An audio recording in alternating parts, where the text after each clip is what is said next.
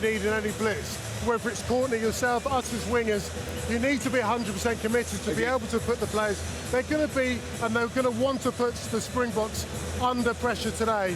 So in terms of that commitment, they need to do that front line, don't they? And conversely, we see what the Springboks do. We called it the washing machine. So you're almost squeezing that attacking play inside to make your forwards absolutely dominant. But I think where England are lacking, we've seen the indecision from the likes of Furbank.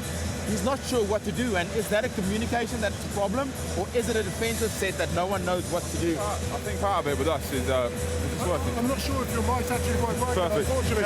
What I would say... No, it's working. I mean, it's working. This is working. But I was going to say, the boys look like they haven't got confidence in each other. So when you see, like we saw Furbank there, come in, and he's not even really taking his man. He's actually jumped in on Sly Holmes' man, which doesn't make much sense to me. So it's exactly what you're saying. You have to have trust, not only in the system, but in your teammates around you. And that trust is working in threes, right? If you're working with inside-outside, as soon as the guy inside me goes, I've got to work with him. And that trust just doesn't seem to be there in this England side at the moment. And I just talk about rookie errors. No, I didn't. You're better than that. Yeah, you're better than that, Courtney. It's fascinating stuff, lads. Thank you so much. Of course, Rassie Erasmus, well, he's a clever coach, no doubt about that. You know, they've changed the words of the Cranberries song Zombie. The South African fans have to, he's in your head, he's in your head. Rassie's in your head. He's done that to Steve Borthwick this week, talking about the pressure the man is under. Let's hear from Rassie now. Rassie, you mentioned this week that this England side should be desperate to win after their recent run of results. That desperation, does that worry you at all? Does it oddly make them feel a bit more dangerous? No, that's definitely what I meant by that. No, we've been in that position where we've got lost 200 trot or 300 trot, and then, you know, you're proud for your country, you're playing at home, you know, the home of rugby and Twickenham and everything started here. And they're a formidable team, so they will have a lot of pride, and that's what I meant with desperate, and we'll have to match that. And England have picked Freddie Stewart at fullback. We know why, outstanding under the high ball. I just wondered, does a selection like that cause you to alter your plans at all, or is it business as usual? No, we knew on Monday already they're going to pick him, and it was quite clear in the way they played the previous game. And I guess, you know, whenever a coach under pressure, like us, we're also under pressure always, you tend to go back to the game that won you a lot of games at Leicester, you know, the type of rugby that they play. But then again, they've got these fantastic players like Marcus and all the other guys in the team that can suddenly just use a quick moment and they turn the game on his head. So it can't just be that. And thinking ahead to a bit later in the game, we all love talking about the South African bench. Only 5 forwards on it this week. What's the thinking there? Why so few?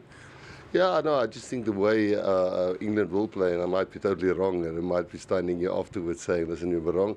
I just do think it takes a hell of a lot of toll on the physical toll on the backs, chasing kicks forwards and backwards, and then when they run, we'll have to counter them with our speed and pace and agility. So yeah, I hope maybe more the respect of the England type of game that they play than more bragging about our power. Do you think you'll ever just go 8 forwards on the bench just for fun, just to annoy the people that don't like it? I don't like annoying people, I promise you. It might look like that. We just want to win, that's all. Cheers, Rassie. Good luck today. Cheers. Thank you, mate. Appreciate it. Thanks. He knows what he's doing. I love it. He's so good for the sport. He really is. So a kind of brave bench will be a 6-2 split. 6 forwards, 2 backs. He's gone 7-1 in the past, 5-3 today. So he's mixing it up. Why? So I think it clearly states that there's a lot of respect for what this England team is going to bring. You know, you got Stewart and Freeman, 1.96 and 1.89 meters against a 1.72, 1.76 Cheslin Colby and Kurtley Oranser. So the kicking game is really important. The bomb squad, as we saw last week, you know, 6 absolute juggernauts coming onto the field. But even in this group of 8 on the field, we had 6 World Cup winners. I mean, Courtney, I am not a forward, but I would absolutely make the color of my pants different if I saw that coming on, right? Not me, mate. But I think, you know, what they did bring on last week, Craig, was a slow poison, and no more so better image than that last scrum on the Scotland 5-metre line, overpowering them in every way. It didn't take them the first 5 minutes, it took them the last seconds to actually do it. So where this bomb squad has become really good, we now have a squad of 5-3. Rassie showing respect to what Steve Borthwick has brought to the game. Courtney, you look so cool with that light show behind you, man. That's amazing. Look at that. I have to say, the atmosphere today is absolutely brilliant. They need the fans behind them today. But what a show they're going to get on the pitch as well. Some of the matchups right across the board. But a real standout one for you, Itoje against Etzebeth in the second row. Wow. Yeah, it's huge. It's huge. And both of these teams rely heavily on these players. Itoje is so disruptive, such a disruptive player in the line out, in the breakdown, you know, around the park. He turns over so much ball, and he's really introduced like a good attacking game to his overall game now. And Etzebeth is just the most kind of old school enforcer that you're going to find in modern rugby. It's fantastic to see, and I hope to see a bit of back and forth between these two. I'm sure they'll get into each other, and I think it will make for pretty entertaining rugby. I tell you something, it's an entertaining night at Allianz Stadium tonight. Brian, isn't this fantastic? I mean, we like this now. We like night games. We like night shows, don't we? Myself and Laws are just going to run into the tunnel, put our boots on, because these are the moments you live for. This stadium is absolutely the home of rugby, and we are going to see fireworks out of the pitch today, without a doubt, Craigie.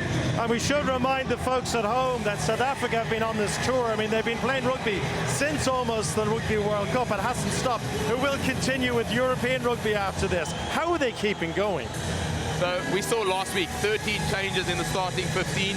Rusty's been very adamant in terms of the way he's mixing this up, keeping the players on their toes, making competition good. And we heard Andre Esterhuizen say last week they want the two best sides in the world as number 1 and 2 to be able to mix it up with the rest of the teams globally. Courtney, can England win tonight? 100% they can win, 100% they win. They're going to need a lot of emotion, don't get me wrong, and they're going to need to get a lot of things right. But if they take it to South Africa and they need to take it to them for the entire 80, they're going to give themselves a chance to win. And hopefully not be, you know, a narrow 1-point lead or 1 point down with 10 minutes to go. I mean, yeah, I guess England don't want to be in that situation in the final quarter, that's sitting there. Yeah. So my nerves, so if England had beaten Australia last week, I'd be much more comfortable standing next to you two gentlemen. There's just something about a wounded rugby player that scares me, and I think the Springboks are going to have to be clinical in every facet of today's play, because this England side are sure to bounce back, Doyley.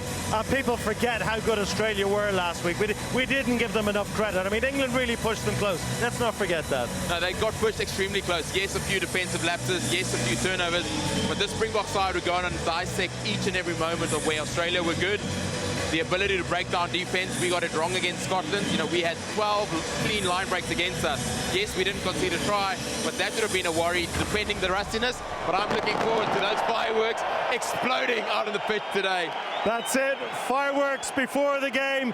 There's going to be fireworks in this game. There's no doubt about that. England desperate for a win in front of their home crowd tonight. And they say a real mark of a winner is not how they behave in victory. It's how they behave in defeat. So that's the big question live on TNT tonight. How will England react to the recent defeats? Can they beat South Africa? You're going to find out very, very soon.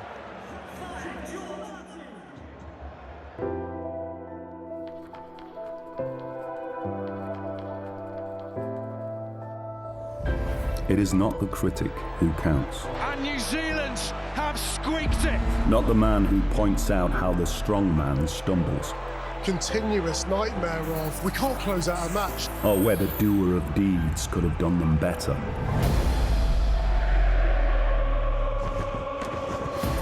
The credit belongs to the man who is actually in the arena, whose face is marred by dust and sweat and blood, who strives valiantly, who errs, who comes short again and again, because there is no effort without error and shortcoming. But who does actually strive to do the deeds, who knows great enthusiasms, the great devotions, who spends himself in a worthy cause, Racing clear. who, at the best, knows in the end the triumph of high achievement, Stunning from England. and who at the worst, if he fails, at least fails while daring greatly, so that his place shall never be with those cold and timid souls who neither know victory nor defeat. Twickenham awaits.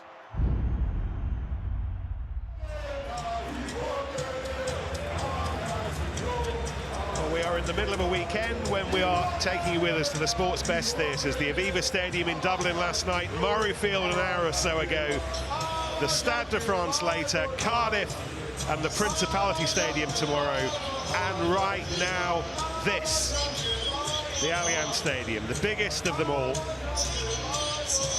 Twickenham, waiting for England and South Africa. And the world champions led out by Siya Kolisi, England by Jamie George.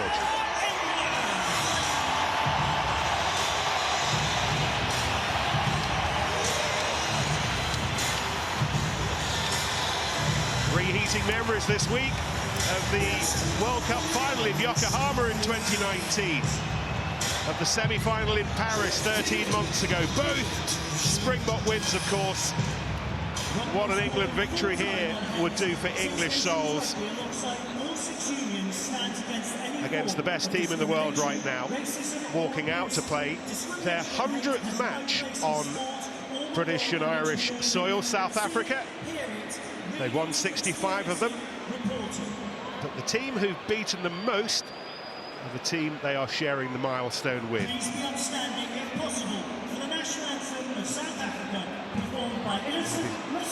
First of all, Innocent Masuka, as we all enjoy, Nkosi Sikeleli, Africa.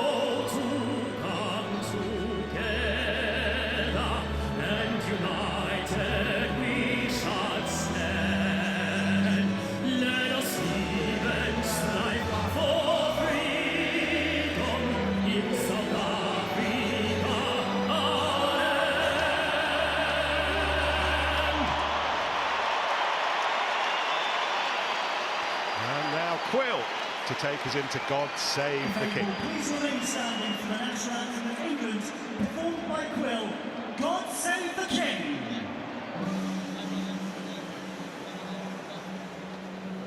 God save our gracious King, Lord,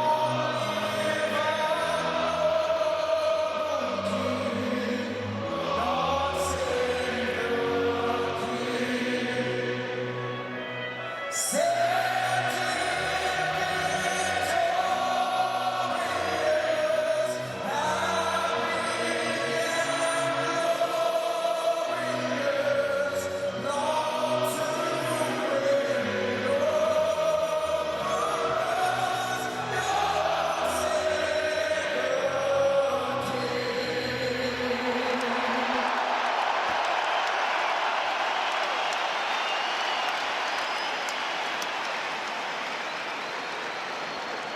Final check on the two teams, and an England 8 who will front up to the green wall. Genge and George and Stewart know what's coming. An enforced change in the back row after Tom Curry's head injury against Australia. The door open again for Sam Underhill. Amongst the backs, two new players from Leicester that hint at England's game plan. Freddie Stewart to control the airways. Jack Van Poortvliet offering his threat on the ground. Northampton's Ollie Slightholme after his 2 tries last weekend about to start a test for the first time. Well, we knew Rassie Erasmus would shake things up 6 days on from Murrayfield, and he has just 3 starters retained. They're all up front: Oxenche, Bongi Mbonambi and Eben Etzebeth. Former Harlequin Wilco Lowe's back for his first test in 3 years. South Africa busy adding go faster stripes to their attacking play, and to that end Grant Williams at scrum half won't slow things down. Colby and Aronson come into that category as well, and Apaleli Fassi has another chance to impress from fullback on the benches. Sales, Tom Roebuck trying for just a second cap, his first here. The Springboks, a more conventional 5-3 split between forwards and backs this evening. Austin Healey and Ben Kay alongside. Good evening, gentlemen. What do we think? I think you can tell a lot from the anthems, Nick, how much emotion's out there. That was a very powerful English anthem. Particularly when you look at players like Freddie Stewart, who must be absolutely desperate to get this opportunity, almost like a second coming for him. He was a golden child. Furbank came along, and now he's got another chance. He, along with, as you said, JVP at 9, will want to and will need to have enormous games for their country tonight. Well, England are overdue a win, and it would be extra specially sweet if it can come against the double world champions. But, and it is a big but, as Andy Brace prepares to blow his whistle to get England and South Africa underway on a mild November evening in southwest London.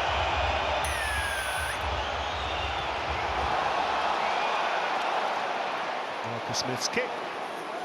First take confidently taken by Peter Steph du Toit. Use it! Leave him! South Africa with Grant Williams promoted to starting scrum half today, and a first aerial question for Freddie Stewart, first of many. Yeah, nice easy one for him, a little bit too much distance. England are going to knock one back. I would expect, well, Van Poortvliet fumbles actually, was going to box kick. But I think England will look to play too much in this middle third of the field, because on the middle third of the clock, they've actually punched themselves out in the first 2 games. Lots of big forward carries. They lost energy in that middle part of the game and then came back into it at the end. I think they'll try and use this kicking game early on to try and conserve a bit of energy in their big boys so that they can continue for the full 80 minutes with some of those big ball carries. Well, there's nothing wrong with Jasper Wiese's turnover, but the ball was knocked on before then, Oz. Well, you want to see the difference with this new law interpretation, what a really big fullback gives you. When he takes the ball, yes, he gets off the ground well, but he gets hit by 3 guys. He doesn't move. He doesn't get pushed back 2 or 3 metres. He lands, and the ruck is in exactly the same spot where he lands. And that means it's easy to cover him and support him. Gives you a massive benefit with these new law interpretations. Nice and straight. It's a brutal game, Test match rugby. George Furbank out, Freddie Stewart in. One of his best games for England here, the win in 2021. He was player of the match. Central to the semi-final game plan, he will be again this evening. Now then, what about this? This will also be central to how this story is written. Picked up by Tommy Freeman. Smith used that kick to good effect a week ago. Ollie Slightholme profited in particular. Slade chases hard, but Cheslin Colby back, and Colby did all right, but England will have the attacking throw. South Africa very, very narrow. That means Cheslin Colby is isolated, but look at the trajectory of the kick from Smith. It's so low that it doesn't allow Cheslin Colby the time to get back out and defend. Oh, goodness me, Siya Kolisi on Ben Earl, counting ribs. England deliberately throwing it long to Earl. Earl striving for breath right now, but he's back on his feet and he's back in position. Van Poortvliet, Smith, Slightholme. He's got a lot of work to do and realised that, so came back in field initially. Onside. He's hit by Etzebeth. Itoje. Oh, you can hear the tackles without the need. Counter's good. For our effects Mike's pitch side. Here's Sam Underhill. How good to see him back, roaming around for England. Onside. Smith, half shape for the drop goal, and then opens things up. Smith with Slade. Slade home! Oh, England! That's what they would have dreamt about all week. And Ollie Slightholme turning this place into his home ground. Can't stop scoring. Well, England desperate to get on the scoreboard early. Marcus Smith is definitely back in the pocket, ready for a drop goal. But it's Etzebeth who flies out of the line for the charge down and leaves no one at home on that blind side. Smith spots it, dummies the drop kick, gets round the outside of the defenders, then it's all about the 3-on-2 on the outside. Hold your defender, keep your shoulders square, and time your pass to perfection. Great from Marcus Smith in terms of vision and his ability to get outside those front row forwards. And Slightholme, who's had a big start, makes no mistake with the finish. It's exactly what you need, isn't it? And all that press in the week is like, these are machines, these Bokkers, these are machines. That's what you need, a bit of vision. And all Marcus Smith has got to do is get on the outside of Uche. And he does it just. Delivers that 3-on-2. And also delivers the kick, Nick. Marcus Smith's conversion, England 7-0. You just see from this angle, he's faking the drop off his right foot. Now he's thinking, I've got to get to the outside shoulder. He beats the prop.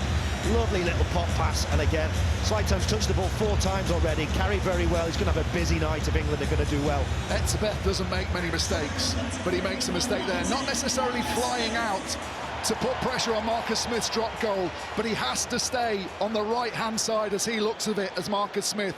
So Smith has to step right across his body. He ends up going to the kicking foot side and gives Marcus Smith an easy step around the big man who's never going to be able to recover. It's a restart that England did not deal well with. Did that go forwards? Yes, it did, as Grant Williams tried to thread it through the legs and England reprieve. They will have the scrum. You know what's coming at this scrum, though. It just creaked a little bit on the first one. Wilco Low not as an attacking tight head, perhaps as someone like Amal Herbert, but certainly in his time at Harlequins, he went from being that unmovable rock that no other team could attack to being slightly more aggressive in the way he attacked. Ellis Genge will be under big pressure here. Will Stewart has to do his job on the far side up against Oxenchae.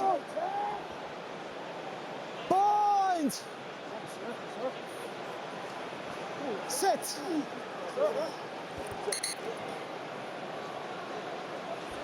When I say bind, you bind, okay? Okay, let's go. Ellis Genge licking his lips at the prospect of this challenge this week. He said everyone needs to roll their sleeves up, be absolutely invested. Nothing else will do against this South African scrum. Absolutely right, but occasionally when a team's got I guess a standout feature, you can spend too much time over-marking it, so it's a real challenge for someone like Sam Underhill today, because his props are going to be saying, stay on me, don't leave me. And if he goes early, England could be in problems. England getting the ball away, despite the fact that there was half an inch or so given in the scrum. But most importantly, Jamie George for them has possession. Jack Van Poortvliet, he's waited a long time for this moment, that ankle injury in the World Cup warm-up against Wales here. He had one quick charge down, Nick, fumbled one and skied the other two. Going to get his head on. Smith's got his head on, but there's no one chasing that. Colby back. And Colby's banana kick, not a pleasant one. It's a funny shaped banana, that one is straight out, outside of the foot. Marcus Smith's been brilliant, hasn't he, the last few weeks? There's been a few things in his game that haven't quite gone as he would have liked, but the overall performance, he's been central to England. What's interesting is, because he does play a bit at full-back, and the way he plays there, every time England make a turnover, they know he's going to be very deep, so they're giving the ball with lots of space. Great turnover from Snyman. Shot on Etzebeth. Last feet. No. Forget Banana. Snyman held that like it was a plum. One-handed. And England have lost a handy position. You paid by the fruit today. Libbok being hunted by Cunningham South, and that's not an award winner either. Knocked in there first. Inside press, yeah. An England hand, so it'll be South African ball. Mane Libbok. He shapes to give himself time away from the charge down, but he doesn't get any change of angle to give himself any distance. Remember, as you all will, Rassie Erasmus. I'm not sure if you did, but I'm just giving you that warning now. Giving Mane Libbok the shepherd's crook after a very uncomfortable half an hour in the semi-final in Paris. He was replaced by Andre Pollard. Pollard on the bench today. We know what Pollard did later on in the match, but he'll have one or two things to prove today, Moni Libbok. Seconds.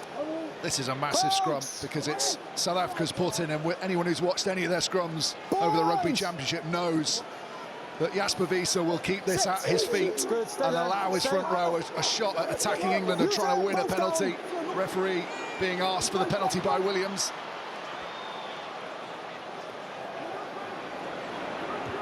Out to 10. Stewart's kick. It's absolutely one that he can get back underneath.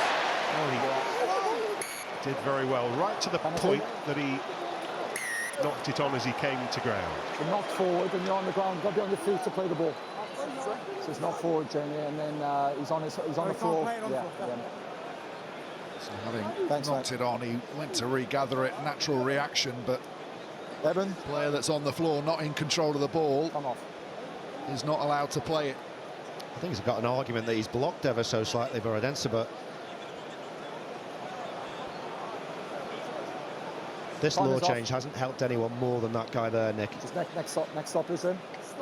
It's become so important to have a rock at the back. I'm not saying Fairbank's not, by the way, but the simple fact that he weighs 17 stone, he's a lot harder to move. He's always been, his super strength has been chasing kicks, collecting kicks. He's worked on his speed. Having been there, having been in the squad and then dropped, and then you get another go, it feels so good. It feels amazing. Like sometimes you think it's never going to come back to you, but it has to this young man. 5 and 10. South Africa throw. Beyond 15. Just inside the 10-metre line. It's picked up by Curtly Arendse. Entering Colby with that clear and present danger today. Pieter-Steph du Toit. Tackle. Williams having to dig and then shove to get possession. Etzebeth. Hard work from Ollie Lawrence to stop the Springboks. The contest. Taken to the ground by Wilco Lowe. Libbok. Smith swings across, but he's beaten to the ball by Arendse. Player of the match in the win here a couple of years ago, and South Africa having a look down that left-hand side. Snyman does nicely to employ Apaleli Fassi, Sharks fullback. And then the little break and away they go, and South Africa scoring an absolute peach. What about that? Grant Williams brought in for his roller skates, and immediately he's on them. And again, it's England's midfield defence that creates pressure for the front 5 defenders. When you're defending against a guy with this sort of talent, this sort of footwork and pace, you can't put pressure on your 2 inside defenders. You see Genge again. He doesn't know whether to go to the outside or to protect the inside. He's only a metre too far, but that creates all the space that this young man needs. You just see there on the outside, it pushes Genge way too far to make the tackle. And that's tough, because he knows the midfield's blitzing, his feet are moving way too fast for his defensive capabilities. It's sensational try, though, isn't it?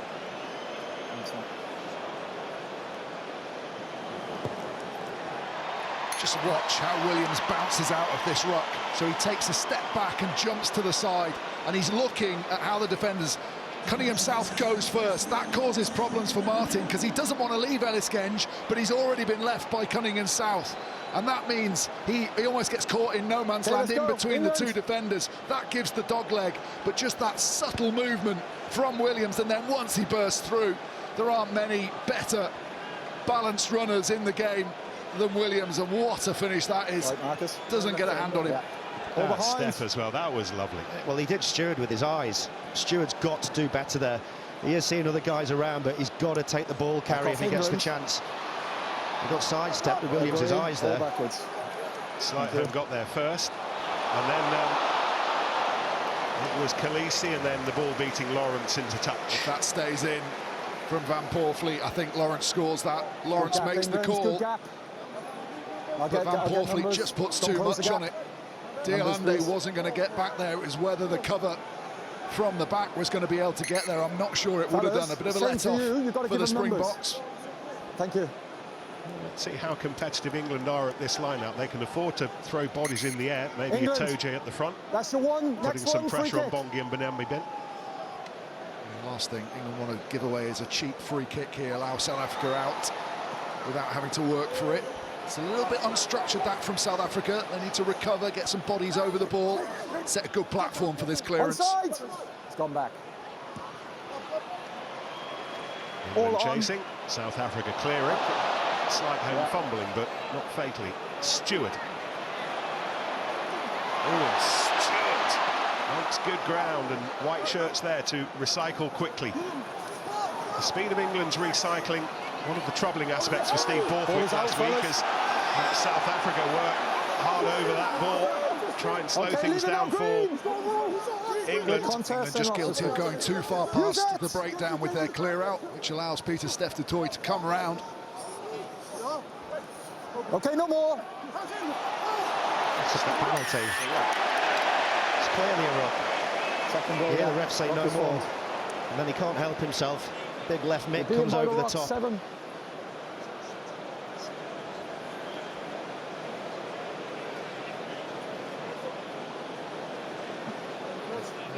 Ben Earl over the ball. Ellis Genge comes as well, but 2 men over the ball, theoretically on their feet. They were when Pieter-Steph du Toit first comes in. Just there, sorry, Marcus. Just only thing I'd like a little bit more from England is that tip-on pass. We saw Ellis Genge carrying there, but almost looking outside him, but then tucking and going himself. England are well down on the passes compared to every other team in this Autumn Nations Series. Marcus Smith has been working so hard on his kicking since he had an off evening against the All Blacks in Dunedin in the summer. He's got Lee Halfpenny to listen to at Harlequins these days. Nick Evans as well, of course, the great All Black part of the coaching team. Johnny Wilkinson comes into Pennyhill Park each week with England. Been working hard on his breathing, making sure that he's controlling the heart rate, making sure he is in complete control for times like this.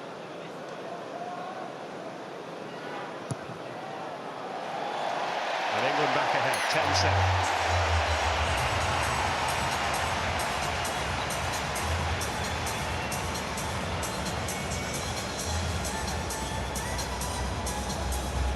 That job of goal kicking, Ben, is a bit like the job of the hooker throwing it at the line out. You've been charging around like an idiot for 5 minutes, and then all of a sudden you've got to get that heart rate down to as close skill. Yeah. Goal kicking even more so. Back off England. Toje didn't gather it cleanly, but Saracens clubmate Ben Earl was there. Van Poortvliet charged down by Etzebeth, and Smith got his mate out of jail, but then England give it away again, and this might be a try. Pieter-Steph du Toit. And the perils of kicking when you're under pressure. You can't really blame Marcus Smith. We know that teams are now no longer allowed to put blockers who aren't bound at the maul. And Etzebeth, one of the very best. He's onside there. He sees the dip and he goes. And he does what all good charge down players do. Gets his hands as close to the kicking foot as possible. Ignore the ball. Don't try and jump up in the air. Just get as close as possible. And then Pieter-Steph du Toit. Brilliant control to get his hands on the ball, and then the ball bobbles exactly how he would have wanted, and he wins the race there. I'm sure Austin will want to talk about how hard the scrum half's job is these days without those blockers around the rucks. Meantime, conversion off the posts, but it's a devil of a job to clear your lines these days. You know it's coming, Nick. And all you have to do, if you see there's a lot of people near you, he's offside. He's just offside for me. I don't think he is. I'd love to see it again, because I think before the ball's lifted, his left foot moves in front of the back part of the ruck. It's super close. Just again to underline, now you are not allowed to put those big breeze blocks forwards between you as the kicker and anyone like Eben Etzebeth who might be looking to charge you down. Yeah, so he's got a clear run now, so all you've got to do is put an extra person in and make the ruck slightly longer. You know, that's what, 5 kicks now for JVP. None of them have been what he will have wanted. But that was quite a long ruck, wasn't it? Oh, here we go, charging away. He thought about giving it away one-handed. He did in the end to Khaleesi, and South Africa beginning to warm to this test. Williams took it in. Here's Wilco Low. Thanks, mate. No more! Williams. Here's Jasper Wiese. Leicester folk will remember moments like that with fondness. Libbok. De Allende. Work hard to escape the clutches of Slade. Yeah, got it.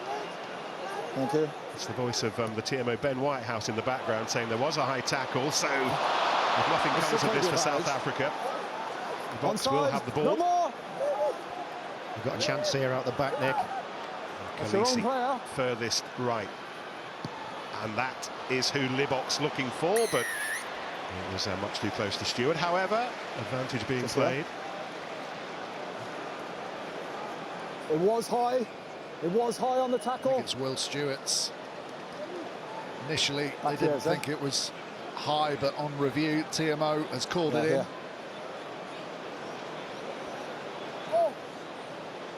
So it was high. Number 3. Just rolled up.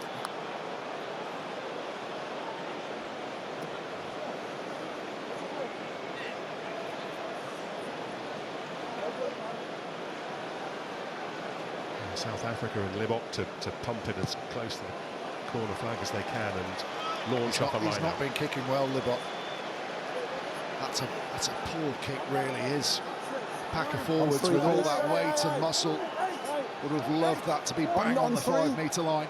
It's 10 out, it's doubled the distance. That's good. You might need something a little bit more than a drive here. I'm sure they'll be keen to get an early drive in, the Springboks.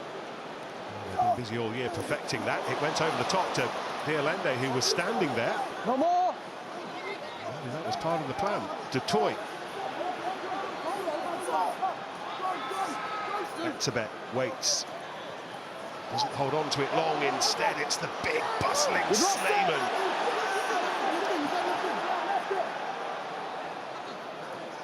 Etzebeth again. Vantage, no clear release. It's against Will Stewart again. I think trying to make amends there. He was part of the big tackle initially, and then he didn't show the referee that he'd made a proper attempt to let go of the ball carrier before he attacked the ball. Don't come over the rock. Well. This next Springbok attacking lineup will be 5 metres away. It's a big shot. Take the line. Henry Slade goes low. He goes over the top. You can see that right arm still wrapped in and around the ball carrier.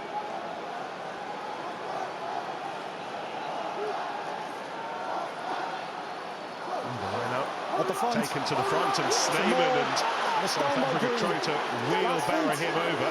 Last feet. Du Toit.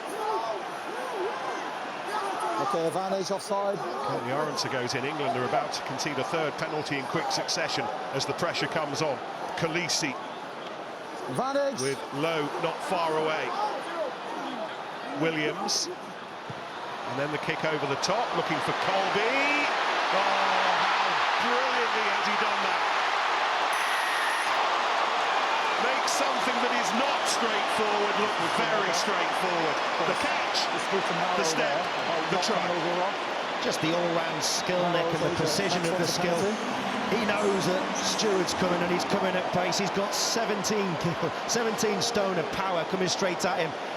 And what I like is they know they've got the advantage. They don't go again with the forwards. They get it straight out to the backs. Okay, it's our turn to have a go. He sees him, and he just leans his right shoulder forward, just encouraging Stewart just to step. Watch Stewart's eyes now. He's watching him. He sees the lean. He goes just a yard the wrong side of him.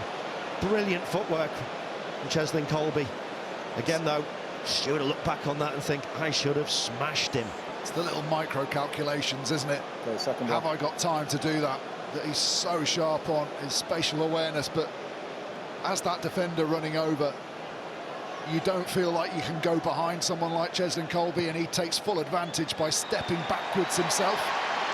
So he doesn't go towards the line. The step is away from where Stewart's desperately thinking that if he runs onto the ball, I'm going to have to bury him into touch. So he uses that against the defender and just takes a step backwards and then rounds him and goes in as close as he can. What about the kick from Libbok, though, off his other foot? He's a left-footed kicker predominantly. That was off his right peg. And if you'd have put a little bin over the side there, he landed it right in it. Well, England might have scored the first try, but South Africa have scored the next 3. Williams, Du Toit, Colby. 4 tries in 23 minutes. Du Toit. Let it come. Let it come. Use it. Last feet. Good pressure from Itoje. Got his hands to the ball, but didn't quite deflect it enough. Agree. South Africa did well to get Etzebeth up in Stewart's eye line. Libbok stayed down. Last feet, England. Ollie Lawrence followed through on the tackle. He's injured his ribs, I think. The South African 10, they're going to have to play without their playmaker.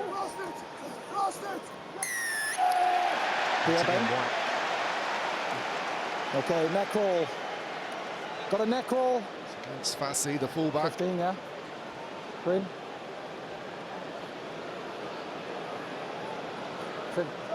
Yeah, 15 green, then. 15 green. Neck roll. There's Apollonie Fassi picked out by Ben Whitehouse as Manie Libbok gets some treatment. It's late there, doesn't win the collision, and he's got his arm wrapped under Hendry Slade's chin and just twists and roll, and that's exactly what the referees are looking for. Any twisting motion at all, you run the risk. There's that tackle on Libbok as well. He's asking the question. Here's the pass. Unless Timo got it. There's nothing wrong with that. He's committed, yeah. It's just a good tackle, good strong tackle. Yeah, he's clearly committed. Clearly committed. Good work, Ben. 10, 9, 9! More! Cunningham South for England. Underhill. Freeman. No effect. George Martin steams on to good effect. England within 3 metres. Van Poortvliet just tosses it up for Itoje, who gets given a free ride. Second time he's jumped in the contact and not had his feet on the floor and been buried backwards. Itoje. Again, England no tip-on passes. So South Africa know they just need to muscle up at the moment. Double tackles. Van Poortvliet, Lawrence. Diolende goes in, has a look. Not there quick enough. Earl, sidestep, but look at that. 1, 2, 3 Springbok defenders on him. Underhill, angles round, gets to the line. Sam Underhill. He's been gone a while, but doesn't take him long to say hello again. A couple of good carries in there, the one from George Martin to give them the position. But Underhill, it's about not running directly into that brick wall, just using a bit of a change of angle. Here's that initial carry from Martin. Cunningham South latches onto him to give him that extra leg drive. And then watch the angle here, back against the grain, inside Wilco Louw. That's poor defence from Louw. Flagging a little bit there, maybe a little bit tired. And he doesn't react to what's in front of him. He never looks up from the ruck to see who's running towards him. Spotted by Underhill, he arcs really well and then has the control with the ball despite the efforts of Libbok to place it over the line. And he's back involved because Tom Curry was knocked out in the early collision against Rob Valentini last weekend. Smith's conversion, England with 2 tries. It's exactly the riposte they needed, isn't it? Really good carry, spotting Libbok as a carrier for George Martin, makes the ground. And then they just have to recycle. I agree with about Itoje. Each time, you look, they're attacking the front row now. All 3 of them not quite up in position. Saw on that angle, Wilco Louw never looked up from the breakdown. His eyes totally focused on the ball, so he had no clue who was attacking in front of him. Very good. That's the third. Lawrence have very nearly got there, Austin, sorry. It's the 3rd restart in the row, Nick, that we haven't taken. It was the undoing against Australia right at the end. Got to take the restarts. Yeah. Push back. And now you've got to kick a box kick without getting charged down. Use it. And adding extra bodies, a little white caterpillar with Jamie George at the end of it, but again, it's not quick enough. Etzebeth's there. England just have to be quicker getting those box kicks away. And here's Slade meantime. Slightholm, the ball in the end bouncing their way. Slightholm and Lawrence will chase. Really good kick from Slightholm. He didn't have a lot of space there. Perfect decision. But These what is kicks though, Austin. Well, the box kick again. I'd like to see how close he is, Etzebeth. Is he offside again? Yeah, I think he goes a little bit early again. I think he does on that one. I didn't on the first one. You see, you asked me, Nick, before, what you do. JVP hasn't played for England for a while. He's had a long-term injury, but watch his hands. You're not allowed to dummy. He's offside there. But if it's to the side of the foot, you're not allowed to dummy from the base. But what you can do is you can just move your head slightly, or you move a shoulder. You change your body shape. So he sets off and then he has to go back. At the minute, he's given all the advantage to the charge down. Coming in south for England. And again, find themselves in a handy position. Smith, Lawrence. Once again wearing his favourite 13 shirt. Bit more space to operate in tonight. Smith to Underhill, who's really dirtying his hands early on. Itoje. Beyond Martin to George Smith. That's nicely done. Slade. Oh, and Lawrence just couldn't bring the ball to heel.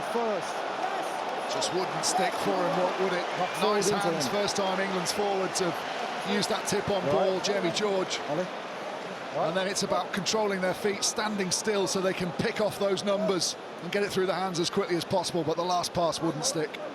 Oh, it's just to talk about the pressure on Van Poortvliet and to talk about the principle. The scrum half can have his hands on the ball and Etzebeth has to stay where he is. But the minute you lift the ball, Etzebeth can then launch from behind the rearmost foot. Exactly, Nick. I'm glad you asked me to explain it and then explain it yourself. But yeah, that's exactly right. The moment it comes off the ground, then he can advance. He has to be behind the backmost point of the ruck, which is the last person, either his player or one of the England players. The message I've got is once you roll it, it's out. So that's what he's going on the trigger once you roll it with your hand, you know what I mean? And it's to the side anyway, Jack. Right?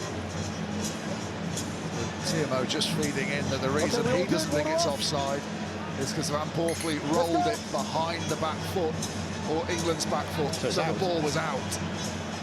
So, just really sharp on those pillars. That's what we have to stay on now. Do we like that law trial? I think it's great. Well, that's for a better contest. It stops people from obstructing in front. As a kicker, you know it's coming, so you've just got to practice more, be faster. Or as we saw, sorry Nick, as we saw, you know, last night, Argentina hardly box kick. They pass back, which is, I think, is a terrible tactic. You can pass flat and kick, but some sides are going to have to look at not box kicking as much now because of it. Let's see how South Africa deal with this, how Grant Williams deals with this. Jasper Wiese, the number 8 at the tail of the scrum. That makes life easier. One point. Ellis Genge really attacking Wilco Low there. That's probably why the decision goes against him, because Low's shoulders are down just as much as Genge's, but I think if you just have a look at Ellis Genge here, he's definitely the aggressor, trying to make sure South Africa can't settle. Maybe gets a little bit too long in his legs and he can't balance, so as Wilco Low just eases him down slightly, Ellis Genge doesn't have his feet under his hips at all, or under his knees even. Not too big. Knees under his hips, and he just folds, and it's probably Ellis Genge whose head touches the floor first. That's a bit. He played more for the Springboks. Here goes Williams again. He's done this already. And he very nearly did it again until Tommy Freeman decided that he had enough watching that picture. What a turnover from Underhill. Great tackle from Freeman, and Underhill straight in on the ball, gets it back to his side. Itoje. Move, Seven! Takes on Du Toit. And here we go again. Same scenario. Extra leg this time. Is he going to keep it inside the foot? Yes, he does. Leave it! Taken by a flying fullback, but not freely. Knock on. Apololi Fassi. We'll get the choice of line out or scrum. It's one of those exciting players. He's really put his hand up post-World Cup, Apololi Fassi. He's been around for a while, but without ever really nailing down the shirt. Willie le Roux, of course, has been there for a long time, 98 caps now for le Roux. But a feeling back in South Africa that This is an evening that'll go some way to telling us if he is Leroux's long-term successor, if he's ready for the big league, as Rassie Erasmus calls it. Well, I suppose the last time a lot of people have seen him not in a Boca shirt is the Champions Cup final, where he was sensational. Insert good.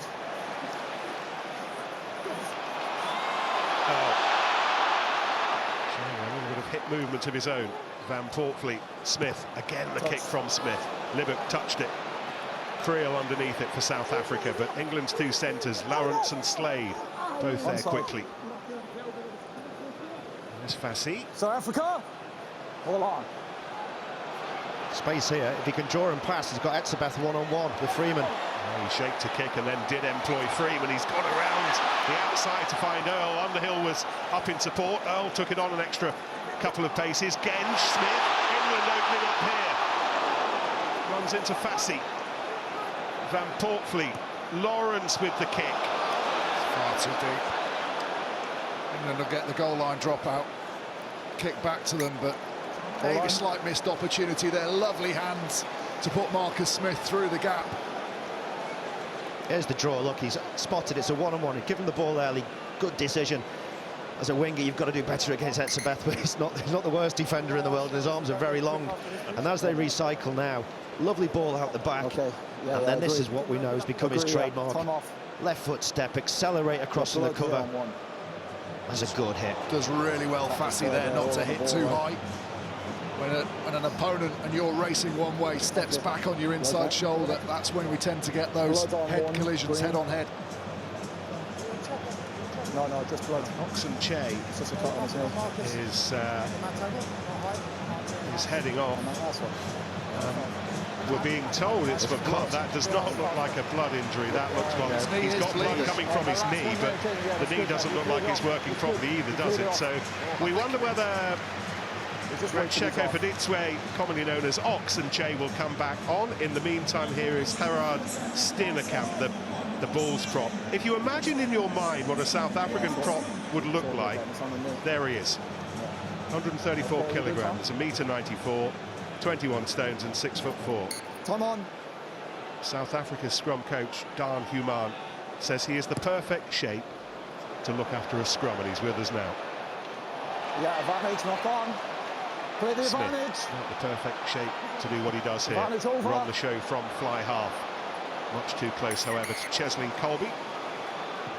Colby, one of those who had the weekend off in Edinburgh to call his engines, but he's back here in London. Smith, and that bounce into touch. Some kick. Again, tight angle. No banana this time, just puts it right down the channel.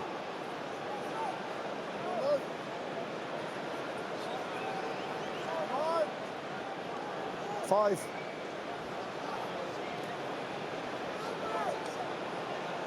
England shortening the line out. They've got Ben Earl standing in midfield, so expect him to get the ball if they can win it cleanly. Goodness me, they were lucky, England, there with Underhill. Very lucky, yeah, missed call.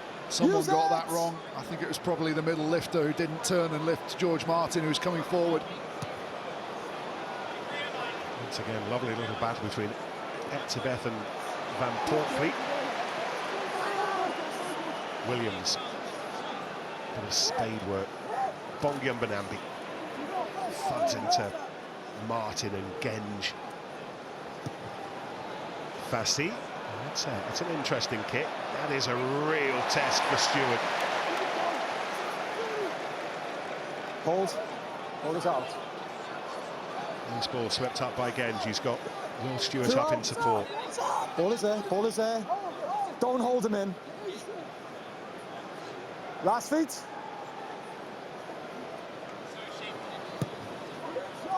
Smith, this is meant for slight home. Only try and put England ahead. Yeah. And Slade worked so hard to win that ball back, but knew that he couldn't pick it up from the position that he was in. Here is Steenekamp. Libbok. Up towards the dark London skies, and once again. Both hands above his head, and Stewart off he goes. Freeman to the right. Where's this ball bouncing? Freeman chasing, needs one more happy bounce. And it wasn't a happy bounce, but how close? Brilliant from Stewart. Takes the ball above his head, rides the first tackle, then accelerates through the gap and a lovely little chip. Just needs the ball to kick to the left a little bit. Two good catches. His first one, watch how he shapes his body to make sure, because that chasing player doesn't need to catch it, he just needs to get a hand on it, but he shapes his body to ensure that you can't get. This time he goes above his head, gets in front of the catcher, but really interesting tactic to almost own the space under the ball, let the ball drop behind him so that that chasing player can't get his hand to it. Excellent call. Excellent call, boys. There's Freddie Stewart, part of that rejuvenated Leicester side this season under Michael Cheika. Stewart back in love with rugby again. Jack Van Poortvliet back in love with rugby again. The work of an Australian, Michael Cheika, up at Mattioli Woods, Welford Road, doing the job. You do feel for George Furbank, because what Furbank offers in an attacking threat we all know about from his time with Saints and with England, but the game's shifting a little bit, as you said, Oz.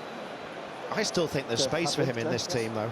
I think you can play them both together. You could play Stewart on the wing, Furbank, because Furbank gives you that second fly-half element. I think the thing that keeps Furbank out of the team is probably the fact that Slade is such a favourite of Steve Borthwick. If he wasn't, you'd have Furbank in there every day of the week as that second distributor. But often when the team's not going well, someone gets jettisoned. What about Ben Spencer? What did he do wrong?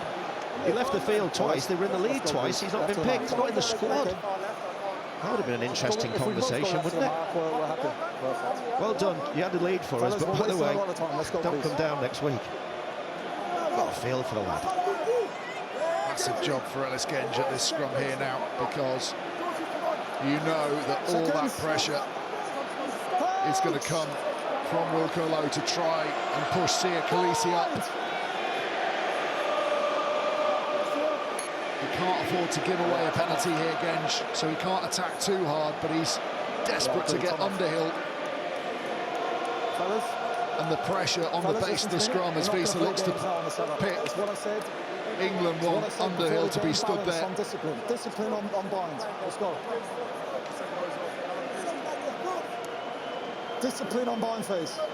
Three bearded Englishmen bracing themselves. Yeah. Like the ZZ Top of English rugby. Seconds. Let's see if there's a tagline at the end of it. Williams will probably just leave it with Wiese. See if his front row feel like they've got the upper hand. That's cheap, isn't it? Really easy get out. All the pressure on South Africa and their delivery at the back of the scrum. Okay, on the set, all down. Yeah. All three penalised for England as they fold in. Wilco Louw playing not so long ago across the road, across the A316 for Harlequins. He won a premiership final here, the Springbok. I need better discipline on set. Tight head tonight. Ben, do you think most of the chat this week at Pennyhill Park about the scrums has been, let's get low, let's get really, really low? Because every scrum I've seen so far, that English front row has gone particularly low. And sometimes if you lose the hit and you try and go low, you end up folding like we just saw then. Yeah, well, the penalty before we mentioned, Ellis Genge had his feet a long way back. Sometimes when you're trying to get in that low position, you have to put your studs a little bit further back, which means you're a bit more unbalanced. But I think a lot of England would have been trying to get the ball in and out as quickly as possible. Lawrence did well not to challenge for that ball. He knew he'd been beaten by it, and his mates did the work instead. First man, strong over the ball. Jasper Wiese folds himself off the ground. We know from his time in the Premiership what a lethal ball carrier is, but any Leicester fan will tell you how good he is as a jackler. If he latches on an immovable force, and England fall through in the air, Freeman lands with Siya Kolisi, and you can see the accuracy of Wiese. He knows Kalisi's got the tackle, he knows he doesn't have to put his hands on, he can just wait and win that battle of the shoulders, knowing that there aren't going to be any white shirts looped round and behind Freeman to be able to clear him out. That's another still November evening here in southwest London, and Marnie Libert looks up at the post and says, yeah, I've got this. Let's see. Shot clock counts down as we creep into the 40th minute of an eventful first half.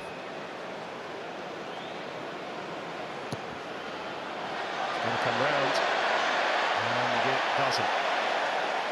No issue with the distance, and Slade says you can start again with a throw-in. Good gap, please. It's the season when Sasha Feinberg-Ngomazulu has really caught our eye over the course of the last 4, 5, 6 months, but it is Livock again tonight and Andre Pollard. England defending with Underhill and Earl as their first defenders off the back. Steph the toy to Khaleesi, and now Lisa. Top ball carrier in the Rugby Championship, to absolutely nobody's surprise in the northern or southern hemisphere. He was doing it again just then. Etzebeth. Oh, that is not something you see very often. Cannonballing off his titanium-crusted chest. Okay, last feet. Yeah, that's time. Time up. And England will head in and contemplate a first half that might have been worse. Ollie Slightholme gave them a brilliant start, but Grant Williams, Peter Steph du Toit and Cheslin Colby gave the box control until Sam Underhill angled his way, borrowed his way over the try line, and England at half-time trailed by 2, but that was good fun.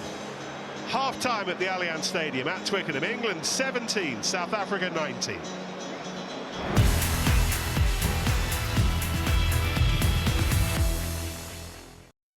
Go.Compare sponsors the Autumn Nation Series on TNT Sports. We put everything into winning the World Cup. We're meant to win. We've never talked about anything else. You're part of something incredibly special. But no one had planned on what might happen afterwards. As soon as you've put your guard down, this dark thing is coming to get you. The pressure was enormous on us. It was just brutal, really. If we can pave the way for the next generation as well, then surely that's going to be a good thing. Unbreakable, England 2003, Friday the 29th of November. Video analysis was so key, you know. One game, I actually managed to find out that my opposition winger was a little slower to turn, so that when the kick went in behind him, that gave me such a competitive advantage. In business, you're always trying to look for that little bit of knowledge, that little bit of analytical insight. The better you do that, the more you're able to succeed. Get game-changing insights powered by Sage Copilot, your new AI productivity assistant. Sage, helping business flow. Hello, you. Looks like you could be missing out on savings on your mobile bill. It's time you woke up. At Uswitch, our experts negotiate with providers to get exclusive Black Friday season deals, so you could switch and save. Uswitch. We put you first. Blockbuster drama streaming this autumn. Everyone's forgotten who runs this valley. Time to remind them. You will ruin this family's names. You destroy me, you destroy yourself. I took all the risk, and I took it for you. The only thing left to do is to kill as much as you can before they kill you. Yellowstone: The Epic Return. Streaming only on Paramount Plus.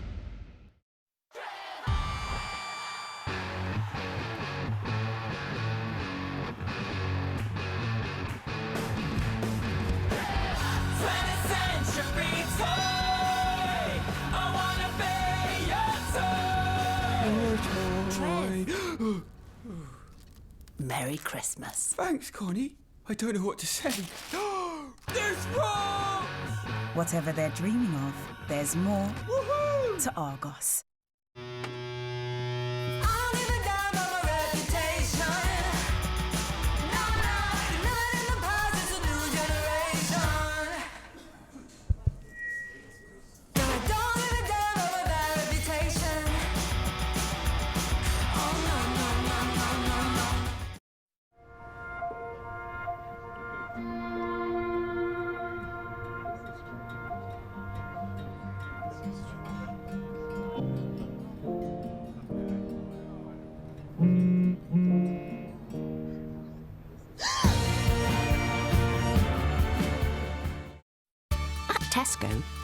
packs of Doritos, now £1.65, and Victoria biscuits, now £3 with your Tesco Club card. Perfect, whether you're dipping or dunking. Helping feed your Christmas spirit. Tesco, every little helps. Boots' biggest ever Black Friday is here, with amazing deals on star gifts. Like this MAC Go for Gold gift set, only £39, and Yves Saint Laurent Black Opium Extreme was £102, now only £51. Don't miss out. Shop thousands of beauty must-haves. Make magic. Boots. It's beginning to look a lot like Christmas. It's beginning to look a lot like Everything else can wait. It's Christmas after all. Pepsi Max. Thirsty for more.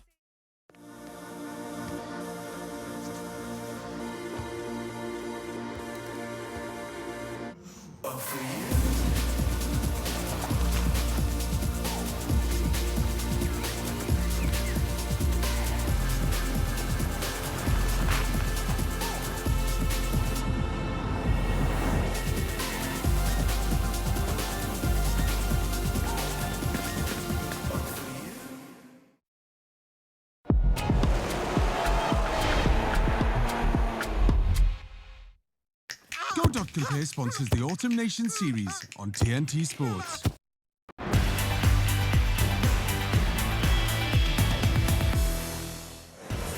The 2-point game at the Allianz Stadium in Twickenham. It's been good though. England have scored 2 absolutely gorgeous tries. 3 though from South Africa. It is absolutely game on. 17 points to 9 in this heavyweight contest. Another one coming your way tonight in the UFC. Yeah, Michael, where are you? All right, I'm here in New York City, and the only thing that people are talking about is UFC 309 going down live at Madison Square Garden. It's the biggest fight of the year, as the heavyweight champion and the pound-for-pound #1 fighter on the planet, Jon Jones, returns back to the octagon to take on the former heavyweight champion, the one and only Stipe Miocic. It promises to be one of the most unforgettable nights in UFC history, and you can catch all the action live at 1 a.m. on TNT Sports Box Office.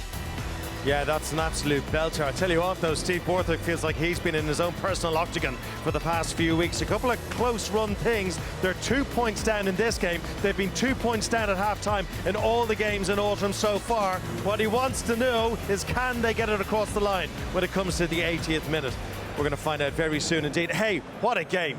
Brilliant stuff. It's been unbelievable. You mentioned England with a couple of really good tries. They've scored more tries in this half than Scotland have scored in their last 2 outings against South Africa. They're doing pretty well in attack. Some lovely tries there, but I think Grant Williams probably pick of the bunch so far. And it's an illustration of the difference and the variety of South Africa's game. A lot been spoken about the aerial game. You need to have size in the air. Curtly Arendse and Cheslin Colby, sensational in the air. And this ball here, which gives them that front foot ball, allows them to get that quick ruck ball. Then Grant Williams off the back of that, not just the identification of the space, but line of his eyes, and then this gorgeous step here you see here. This is how he sets up Freddie Stewart. There's the line, bang, off that left foot, under the sticks. An excellent score for South Africa. Yeah, they got 2 more, but Sam Underhill got them back in the game. And you spoke before the match that his work at the breakdown, the thread he brings, is going to be significant, and has been, Courtney. Yeah, we spoke about him obviously before the game, and we probably neglected to talk about actually his ball carrying game, which is actually very underrated, has been demonstrated today. He's been fantastic, ball carrying around the park. He's been incredible, probably our best player at the minute. What was most impressive for me was this turnover. If he doesn't get this after that line break, it's very possible that they go on to score another try, and that just means the momentum is all with South Africa. That's exactly why we need him on the pitch, and he's doing a great job. And this line here for this try, not only has he been brilliant defensively, but that was a great time, not just to score, but get England and the momentum back into the game. I think we've a little bit of stress and PTSD about what's happened over the past couple of games. No doubt about it, though, England are in the thick of this game. Grant Williams, though, it's the try of the game so far. This is an absolute thing of beauty. We feel there are more to come, though, in the second half. Currently, though, it's South Africa who lead. 19 points to 17. The second half is on its way.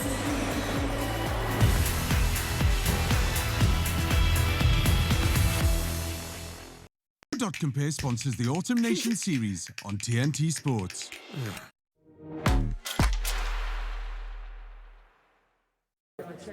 Is it me or is work not working? At least, not the way it could work. Your people are buried in busy work. You might be thinking, can AI make it all work? It can. On the ServiceNow platform, AI transforms your entire business. Your people work better, your customers are happier. And Todd, well, he's practically euphoric. Practically. So, let's get to work. We all live different lives, which is why at Toyota, we have a vehicle to suit everyone.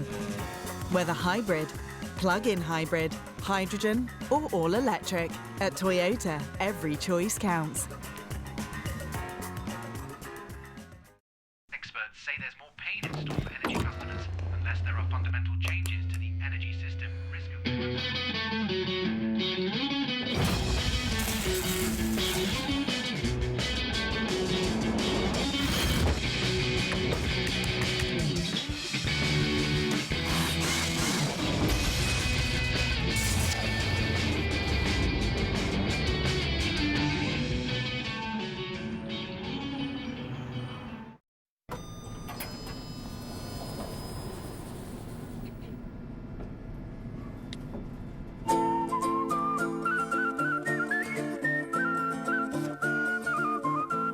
Car insurance sorted.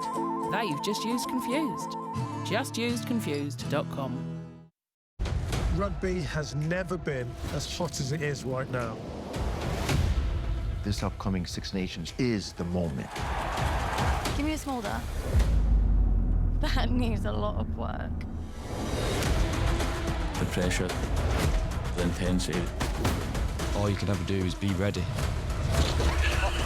Ready for war?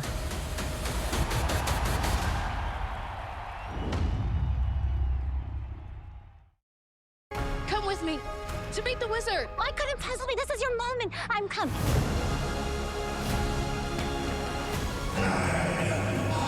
The great and terrible. Wicked in cinemas November 22. Book tickets.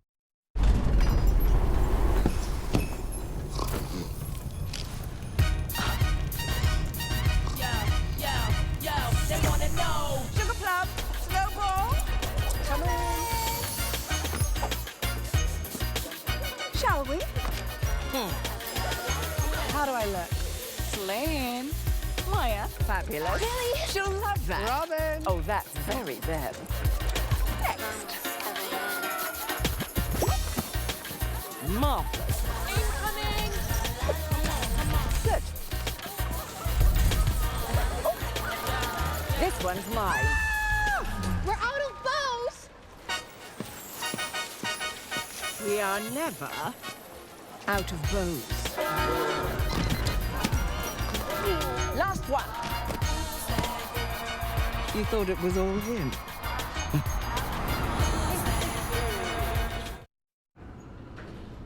What you got there? £4 lunch from Domino's. £4? Sharp. Yeah. High four, babes. High four. High four. High four. High four. High four. High four. New cheeky little pizzas from Domino's. Lunch for just £4.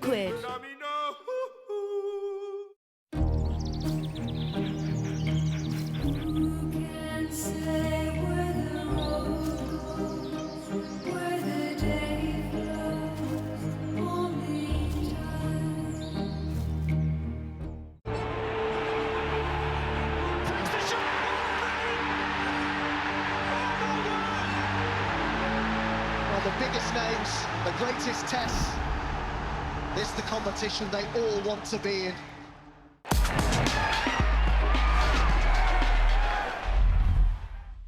Go.Compare sponsors the Autumn Nation series on TNT Sports.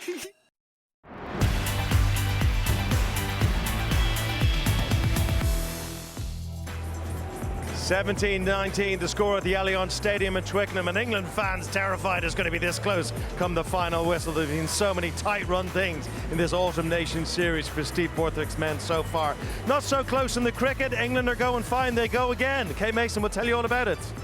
England got off to a slow start in their tour of the West Indies, but they have found their form in the T20s, which means that you have the chance to watch some brilliant cricket this weekend with us on TNT Sports and find out if they can complete the clean sweep live on TNT2 from 7:30 p.m. tonight. Yeah, South Africa hoping to do the clean sweep in this Autumn Nation. There she is, the mother of Dragons, Amelia Clark. The Dragons go tomorrow against Australia. For now, though, it's all about England against those Blocks. Nick Mullins, all yours.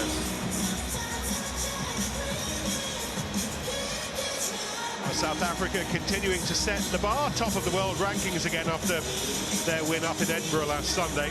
They've only been beaten twice so far in 2024. Ireland with the latest of late drop goals in Durban, and then Argentina in the Rugby Championship. World champions playing like world champions this year. England, by the way, playing their 800th game of international rugby. 800th test since their first against Scotland, all the way back in 1871. First played South Africa in 1906 at Crystal Palace in South London. It finished 3-all. It's actually more exciting than it sounds. They scored things differently back then, Benny, but this has been good.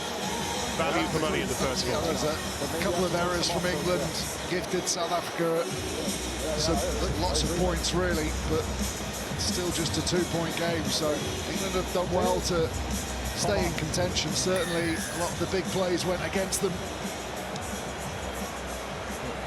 South Africa with a very, very strong bench to add reinforcements as this half goes on.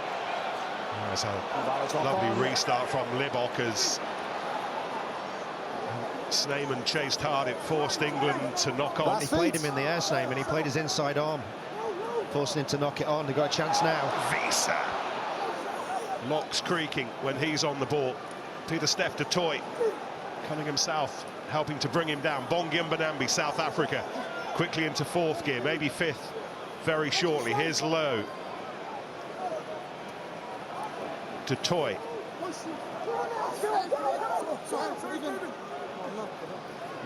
It's a bet. Rolled into 9, advantage. England conceding the penalty. Here's Colby. Oh, that's what he does. Here's Fassi. Yeah. No 7. Flung out any which way to Wiese. Still playing the advantage. Lowe waits. Instead it's Libbok and Dialende. Oh, and that didn't work, and the advantage was over and the chance has gone. That's a big benefit for England. Yeah. I'm not sure the advantage was over, and I think if you're a Boca supporter you probably agree, but this step, it's like a shotgun in his foot, isn't it, into the floor.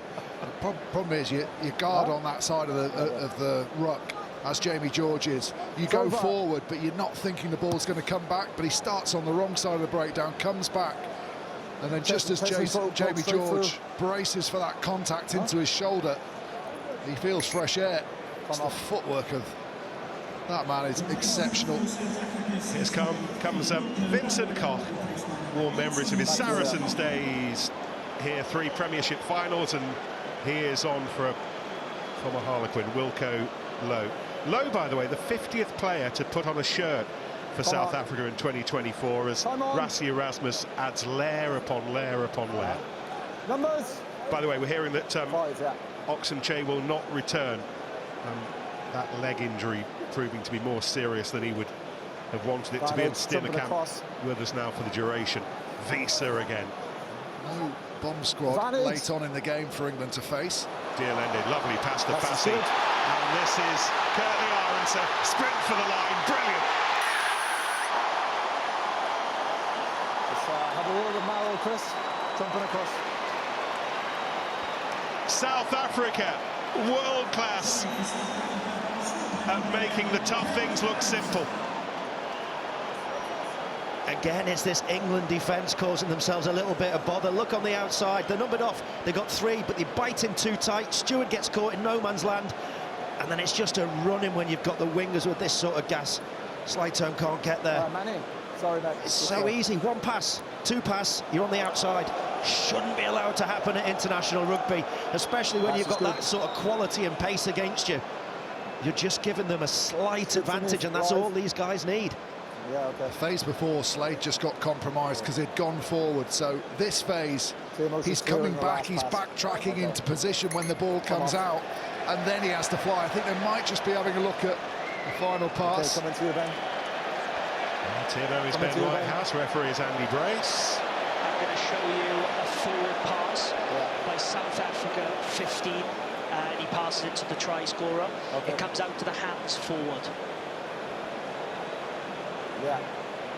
Yeah, we do. So here it is with Fassi. You see, I think that's harsh. Personally, I don't think it comes out of his hands forwards. Well, maybe from that angle it does. Yeah, from that angle it looks different, but from the first angle it doesn't look as bad. This angle doesn't look as bad. He's got momentum. Just finish this angle, Brace, and then we'll come back on you. It's really close. Okay, you're on screen. Okay, it's going to be a no try. Pass is clearly forward over the hands. We're going to go back for a penalty. Back on the 15 for 4, jumping across. I've seen those ignored in the past, Nick. I think we all have. 4, jumping across. Yeah. Not complaining, by the way. Jumping straight across, 4. Well, in the end, maybe it wasn't as simple as it seemed. South Africa having to throw in. You're playing a jumper in the air, 4. Straight on the 15, it is. The slenderest of forward passes to have it ruled out, but. I'm just wondering what Ben brought up actually about there being no bomb squad this time. They're not all coming on en masse. It's got to be a big benefit because, as we saw in the World Cup, how damaging it was, how it has been for these guys through virtually every game they've played in the last 12 months. They must have spoken about it a lot, particularly at half-time. There will have been doubts coming into this, but half-time in that England change room must have been exceptionally positive. Timing good. 8 from 8 becomes 9 from 9 as Bongi Mbonambi picks out R.G. Snyman. Diolende. Held on to by Smith. On the floor. First man, then you're collapsing down. Footwork from Diolende originally. Then 2 collapsing this way. Earl read the tackle from Marcus Smith perfectly. And as soon as he hits the floor, Earl is clamped on the ball. First penalty England have had in a while. All of them going against them, and maybe that will just stem the tide a little bit. Familiar face in the South African coaching box these days. You'll recognise Jaco Peyper, former Test match referee. Increasingly, Test match sides bringing in referees to teach them how to stay on the right side of legality. Cunningham South for England. Still just 2 points in it. 5 minutes into the second half.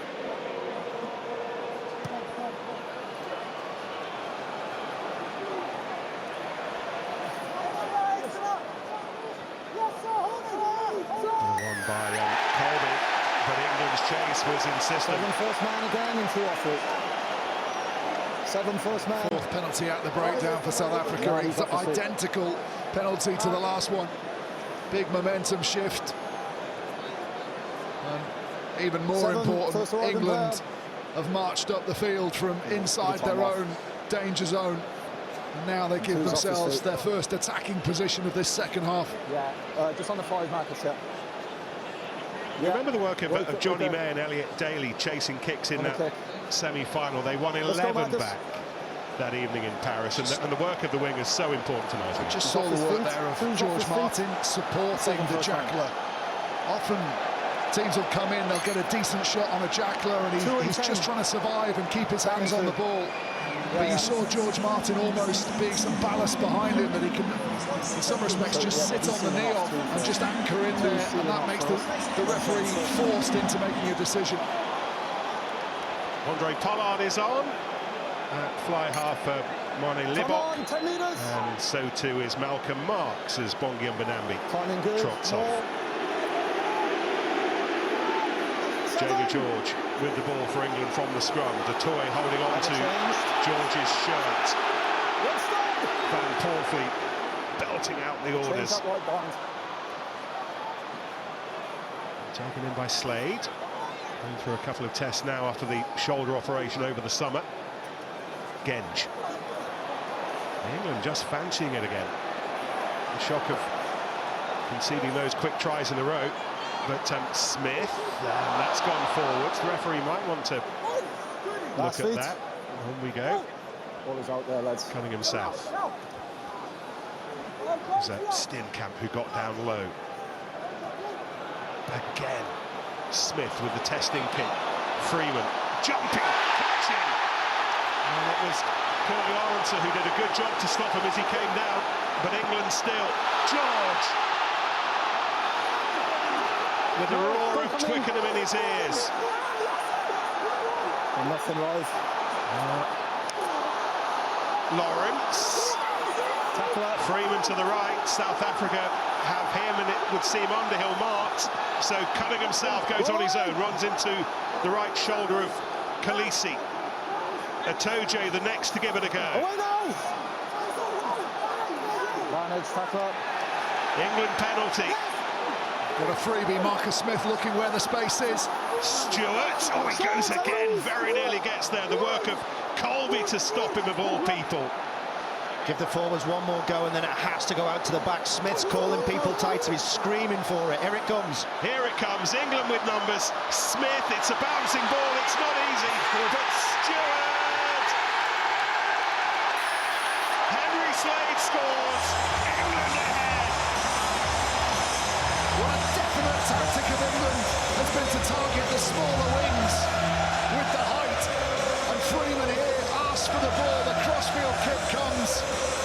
And between Fassi coming across the field, there you see him at the bottom of the screen. Freeman rises high in between the two defenders, keeps holding the ball, and then England play patient, pick and go game. They get the penalty. Marcus Smith sees it, a little show and go with a pump pass to lose the blitz defence that are desperate to get off the line. And then once he gets the ball through, but we've just heard the TMO say he wants to look at a potential net roll. What? 16 green. Okay, coming to you, Ben. Did you hear that? George Martin. Yeah, coming to you, Ben. Yeah, that's fine. We'll show the angles now, and you'll be able to see it. On Malcolm Marks. So Reviewing foul Maratoja, play in the last breakdown. Sorry, Maratoja. Yeah, neck roll. Here it is. Is that after? That's his arm. That was before. Yeah, the right arm's round, isn't it? That was before, after, Chris. Here it is again.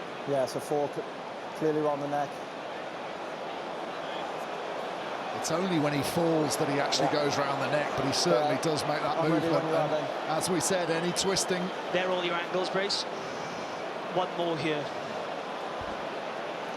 That first left arm's fine, isn't it? Now. It's the right hand when he falls into it. This angle might give us a better idea. Does he grip the neck, or does he fall into the arm? Are you ready? That's a hard one, that, actually, for the officials. It's coming back to you now. We're just finishing this angle off. You're on screen. Yeah, it's going to be a no try. Clearly around the neck, 4 white. Neck roll here, penalty against England. 15 and 5. 15 metres and 5. Well, both sides have had tries scratched off at the start of this second half. After, okay. Curtly Aronson and now Henry Slade. Henry Slade has had to go off. For HIA, Dialandi, direct head contact with Henry Slade, he's now off the field. Okay, we haven't got that live, Jenny. All we've got is a net ball here. No, there's foul play here, but there's also foul play for them. Hey, Jenny, all I can do is report what my TMO gives me, okay? And that's why I'm giving. But we've lost a player now because of this HIA. If it's foul play, he'll come back. Jamie George. He'll come back to me. He will. Can you check it? Kenny's clearing off everything in the background, okay? That's captain asking. Okay, time off, Jamie. Henry Slade's just had a clear head-on-head contact. It might have been Damien Dialandi. Jamie George absolutely furious. And when you're ready, we'll put time back on. You heard what Andy Brace had to say. Nothing clear. One on the neck roll here against 4 white.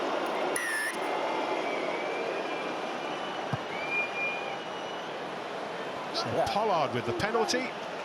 And at the end of all that, South Africa will have a line-out just inside the 10-metre line. That's the first call. Okay, foul play. Numbers I want, sir. 10. Yeah, on the 10, please.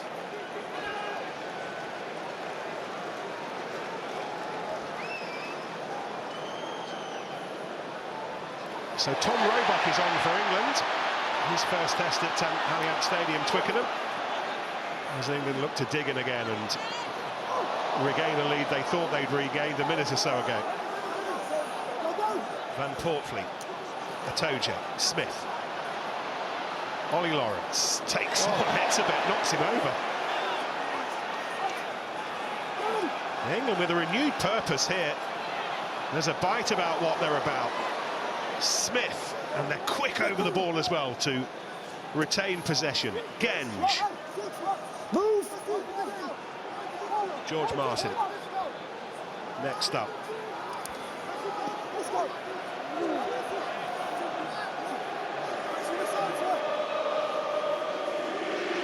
So Tommy Freeman has gone into midfield with Slade off for his HIA. High ball taken well by Andre Pollard, and then the evasive works. However, England with the penalty. Good decision, Nick. You've got to move out the way and allow a free challenge and free chase. Roebuck gets blocked on the way through. He does exactly the right thing by just gently nudging somebody in the back. We saw Lowe push someone last night. The penalty went the other way. He just makes it obvious in front. There he is on the outside. Doesn't quite overdo it, but he can't jump because someone hasn't got out of the way. Can't quite see who it is. It's Jesse Creel. Yeah, it's Creel. It's Tom Roebuck. Form last season earned him a debut on the summer tour against Japan in Tokyo, and now here he is in a home test. I don't think Marcus Smith had seen that it was Pollock out there, obviously a bit taller. That strategy of kicking to the smaller back three players that South Africa have. But Creel just trying to protect Pollard, sorry.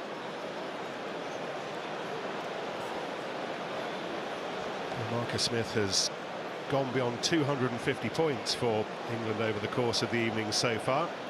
He's got Charlie Hodgson next in his sights. Hodgson, who accumulated 269.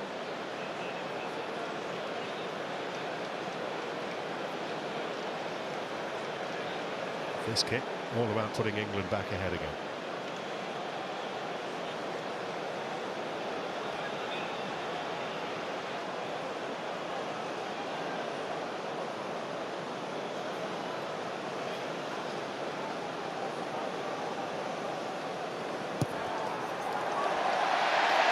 Smith's kick. England lead.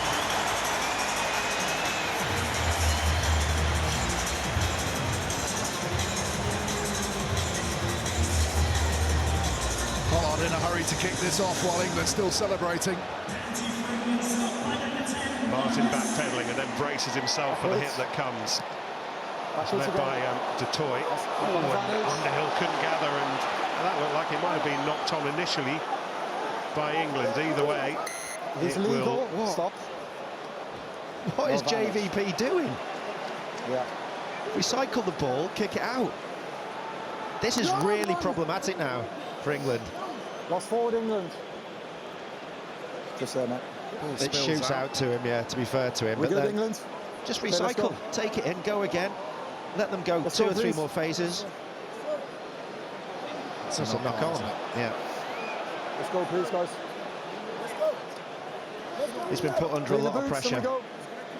So we'll both go I was left, talking to Matt Dawson actually at half-time. We were talking about how difficult the box kicks have become nowadays for nines. Okay, fellas, meet in the middle now. No longer are they given an armchair ride. It's now back down to your basic skill level. Can you get the ball away into the right place in a lot of speed? Well, here we are back with South Africa's Mount Doom, where evil lurks. Potential for carnage never far away with the South African scrum. Come off. Fellas, no point Just looking look at my how tight South Africa's back line are. Everyone You must meet in the middle. apart That's from the last time I'm going to say it. Arendse Okay, on the Let's far go. side. So on the far wing, he's causing Stewart there. problems because Thank you. Stewart doesn't want to give him that space. But he has to stay tight enough to his and connected to his defensive line. But Seconds. that is a challenge of Diolande, Colby, Jesse Creel, Pollard. All posing questions that Lawrence and Smith don't want to leave big gaps.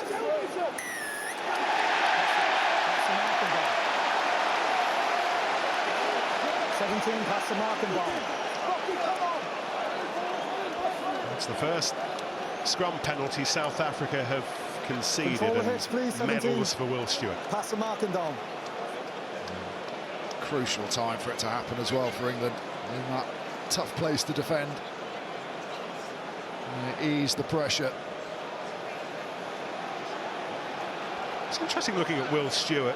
He was saying in the week that he gets a lot of practice scrummaging against a South African because Thomas du Toit, the Springbok part of the Bath setup, he can scrum on the tight head side and the loose head side, left and right. So it's a question that Stewart's having to answer often. England now have lost the line-out.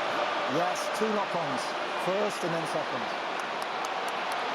England knock on First by first. England, then second by Green, we can't play on. Will Stewart will get the chance to test himself against the South African scrum in Really double good quick response time. from South Africa, though. Etzebeth not worried whether his lifter's there. Does he take an arm? He never gets to the ball. He clearly takes the arm. Don't be long-legged. Okay. So it's a penalty. It's a definite penalty. Left arm. Doesn't even try to play the ball. It's blatant. You're not allowed to do that, and it's been changed.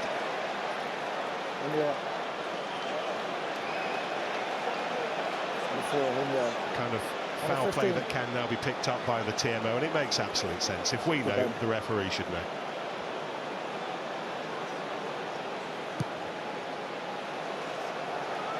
Oh, a couple of back-to-back bot penalties, and England have made what? 50, 60 metres. Not huge distance in the kicks from Marcus Smith, though. I'm just looking at the stats at half-time.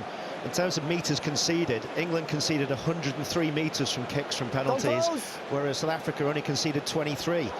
So an extra 10 metre every kick makes a big difference. Benno. Van Poelfleet has given that plenty of air.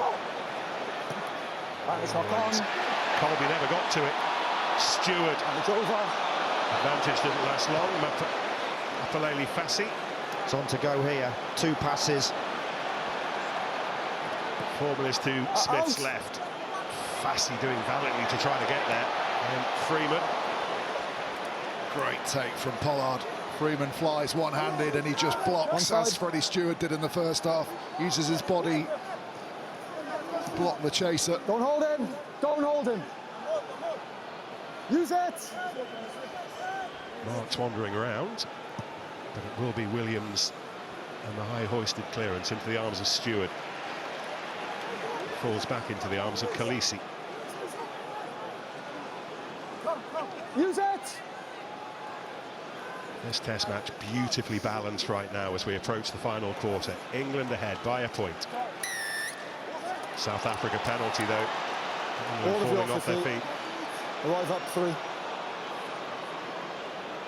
Penalty against Stewart. Latcher straight to floor, denying any contest to the ball. You see a lot of players going off their feet at a breakdown, but the difference here is because Stewart pre-latches on the ball carrier, you have to stay on your feet. So if you're just hitting someone who's already on the floor and you go off your feet, you're probably going to get away with it. But if you latch onto the ball carrier before he goes down and then you go off your feet, a penalty, and we know that Pollard has the distance in his boots. Henry Slade has passed his head injury assessment. He's down below us, preparing to come back on. So too Dan Cole. He will very shortly be taking over from Will Stewart. Now then, Andre Pollard, long-range kick from just inside England's half. Where have we seen this before? Not quite the import on these next few seconds, but it would put South Africa back ahead again at Twickenham.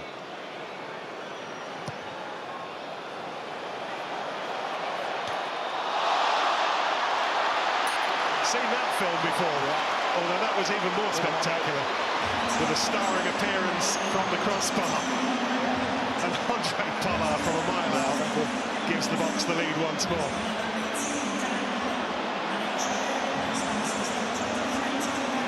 He strikes a rugby ball sweetly, does he? Andre Pollard, not necessarily. Actually, Dan Cole does, but Andre a little better. It's just outside his range for Coley. Timing.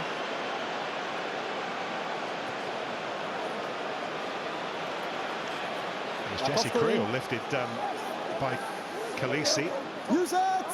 Smaller man hoisted high by a bigger man, and it's worked for South Africa.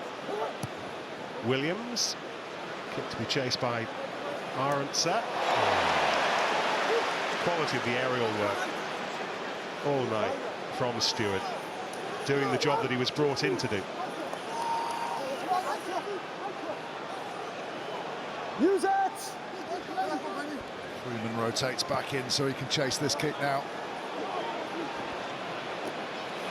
Fassi. Onside. Wiese, he can empty the tank. He might not know it, but he's about to be replaced by Quokka Smith. Okay, bring him on. Pollard. Again, Arendse trying to time his run. That was a fair contest for the ball as he went up with Stewart. I don't think it was, Nick. I think he played his arms on the ball. That's a knock-on anyway, so we'll get to see it now. But these are exactly the sort of things that the officials need to be spotting. Does he go for the ball or does he go for his arms? Takes his arm. He wraps, doesn't he? He wraps his arm through. It's a penalty. He can't pull that arm down. The referee's now seen it on the big screen. Changed his decision. Good contest initially. Then pulled down in the air.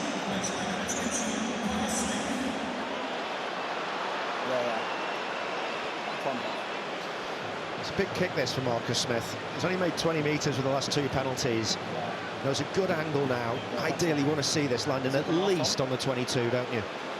As Quokka Smith enjoyed watching him run out ahead of the team last Sunday at Murrayfield to mark his 50th test. Here comes Harry Randall for England. Both teams are changing their scrum halves. Jack Van Poortvliet and Grant Williams are coming off. Van Poortvliet making room for Randall. Williams making room for Corbus Reinach. He'll be with us shortly, former Northampton Saint of old. Just here, mate. It's a back 10. Slade going for the kick this time, Nick. We've seen him for the Chiefs, actually, really taking chances, going really close to the try line. Good contest initially, then pulled down in the air. 22 is a good kick for me from here. Elric low on for Pieter-Steph du Toit as well, just to finish the paperwork. Slade's kick. That's good. It's so important. Look what it does to the energy of the team, to the forwards. Now they get momentum. They've just got to win the ball, get a good start point. Into the final quarter. England behind.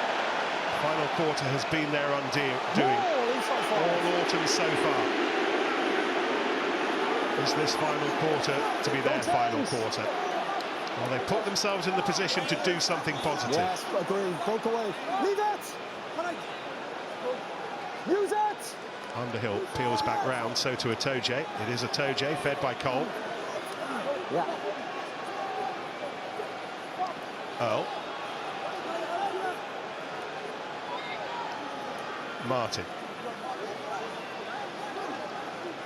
All is there. England's new scrum half. Harry Randall. Leave him, leave him. To his teammate, Ellis Genges. Bears teammate, but England not protecting the ball well enough.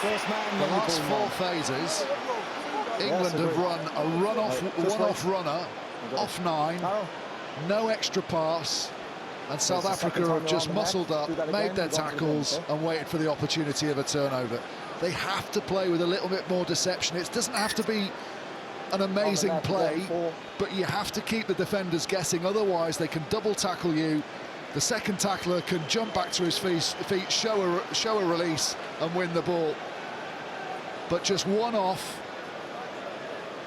big shots coming in, and eventually they get the turnover.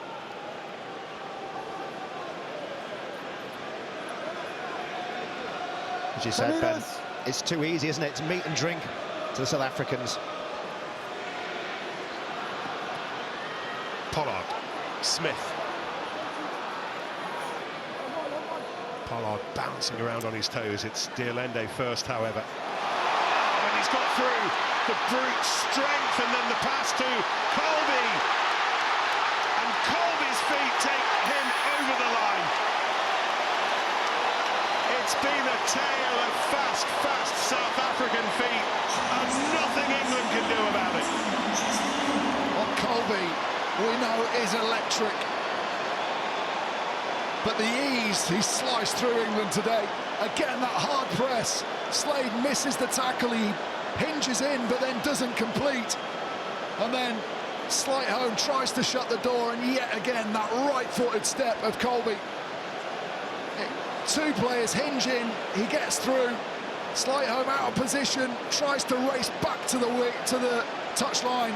Colby sees him coming, puts the brakes on and just steps inside him, and then he's got the acceleration to get back up to speed and over the line. The whole point of going to school is that you learn the lessons from the mistakes that you've had in the previous 2 weeks. In the last quarter, he's got it as well, takes them to 2 scores. That is a marvellous kick from Andre Pollard, and South Africa all of a sudden 9 ahead. New Zealand, Australia, 15 minutes to go. England do exactly the same things. They bite in on the outside where they do not need to. They're numbered up defensively. Stay connected, move forward, make your tackles, don't drop off. Because if you don't, against good sides, they break tackles and they score tries against you. Simply not good enough. Shake of the head from Richard Wigglesworth. England have brought on Finn. Away!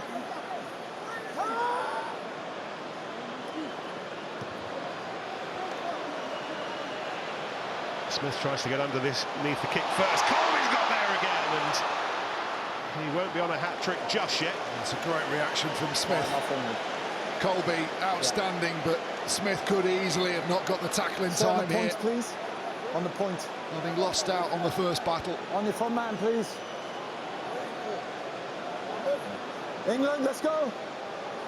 What a player he is. England. It's not just the stepping and everything else, but we saw him hit that monster of a kick. He's just the complete winger, Colby. 2 and 2 at the front. Pass. Cowan Dickey. Hoists into the arms. Oh, that was loose from Cunningham South. And England rather got away with that as Quokka Smith rumbled through. 5. Early drive. Out 15. You played the jumper in the air. The call is you played the jumper in the air. That's the second one. Tidy up, please. Alex Dombrand, who we are hearing will come on for Sam Underhill. Good, Marcus. 20th cap up and coming for Dombrand, part of England's win here 3 years ago. On the jumper, yeah?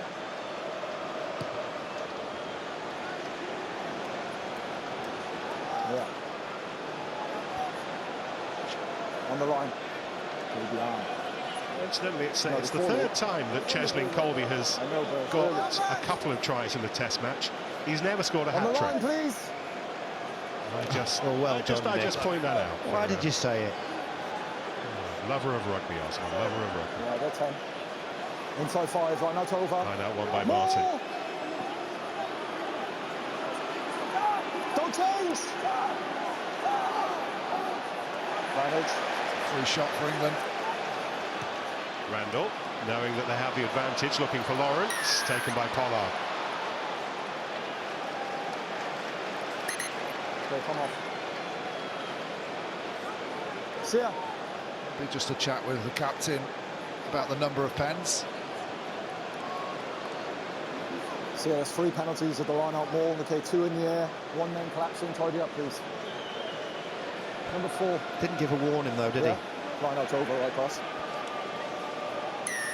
4, collapsing them all. I wonder if Marcus Smith here was tempted to go for goal, actually. It's a difficult kick to the touchline.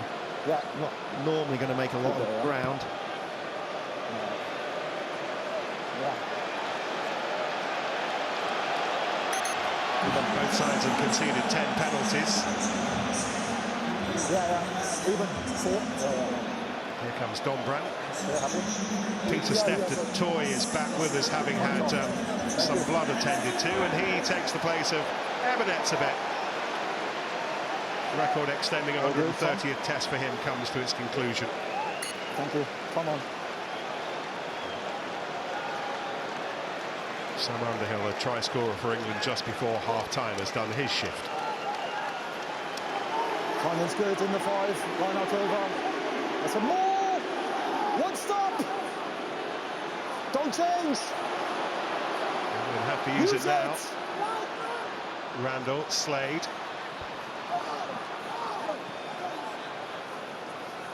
Itoje, England thumping hard up the middle. Cunningham South. And the big tackle from Khaleesi helping to release the ball. And South Africa have it back, and Colby this time uses his right foot to wallop the ball away. What about that? It was taken back, so it had to land in the field of play before it went out. Not going to start screaming like that. It's clearly bounced. I think he gets just a little bit lucky here. Thank you, Henry. It's bounced. Yeah, don't scream at me there. I'm doing that. Okay, let's go. Time is on. Cowan-Dickie back in the test match business for the first time in 2 years last Saturday. Cunningham South with the catch. I was happy there, mate. He's down on the ground. Randall, Smith. Okay, number. It's wondering where best to go with Quokka Smith blocking his route. Cowan-Dickie, who takes on one side. Steenekamp. He's been with us for a while, and Che's first half injury. And well, we're going to have a yellow card against Haggard. Steenekamp. An accumulation of penalties, penalty on penalty on penalty. 9 South African penalties in this second half, and the 9th cost them the yellow card and 10 minutes in the bin for the prop Steenekamp, and an opportunity here for England.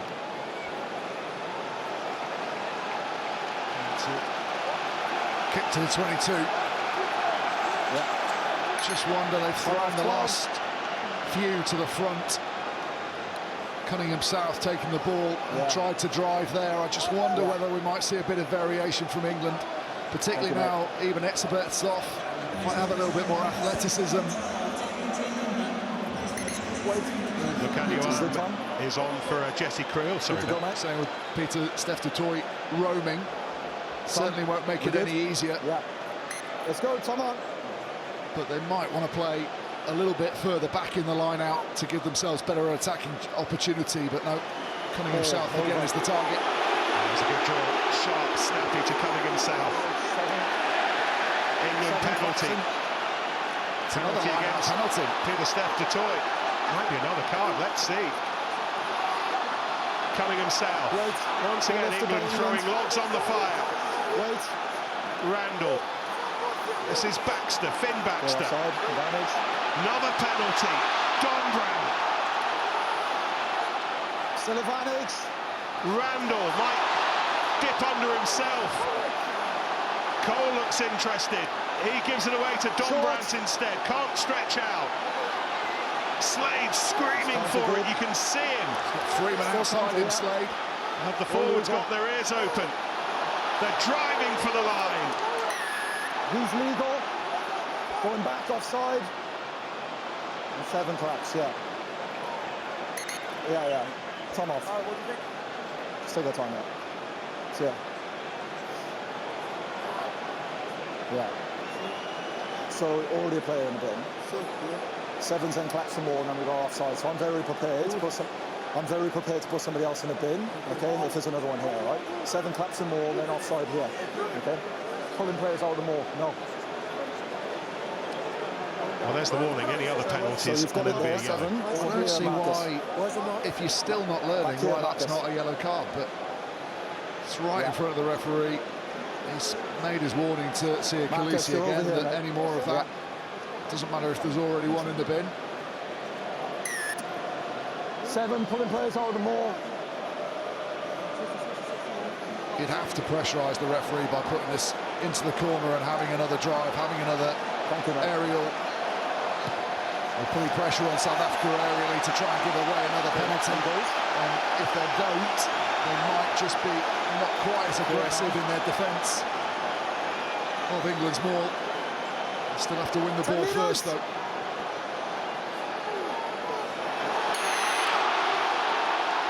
Wasn't straight. Fundamentals. Fundamentals. Dummy throw. Clear. Dummy throw. Yeah.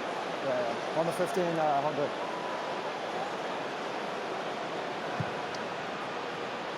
What a let-off that is. It's a classic case of you don't need to overcomplicate it. You're already a forward up. Does he dummy throw? Fake there. Little, yeah. It's definitely one of the where England had 2 options potentially. So no hooker these days would ever dummy throw on purpose. But if they get the call slightly wrong in their mind, or if there's 2 options, they might start to go through with the first option. It's just those little details. The dummy throw, maybe that was a missed call from Luke Cowan-Dickie, but there, Randall's a long, long way away from Cunningham South. It's a different 9, all their 9's placement might be slightly different, but if he's going to be standing there, he needs to be screaming at Cunningham South to give him an audio clue of where he wants the ball delivered. Cunningham South's looking up at the ball, he's under pressure from another jumper. If you're that far away, you're putting huge pressure on the guy at the top of his jump to deliver the ball where you want it. Well, because South Africa have lost Steenekamp to the bin, they've got to sacrifice Cheslin Colby because they're bringing back Wilco Lowe. We think that Lowe will go to play at Loosehead, the man who started at tight head for South Africa. New personnel. So a little bit of rejigging, but they're pretty good at this scrummaging lark, South Africa. Meet in the middle, please. Seconds. Crowds. So a front row now of Vincent Koch, Malcolm Marx, and Wilco Lowe. Good, stay.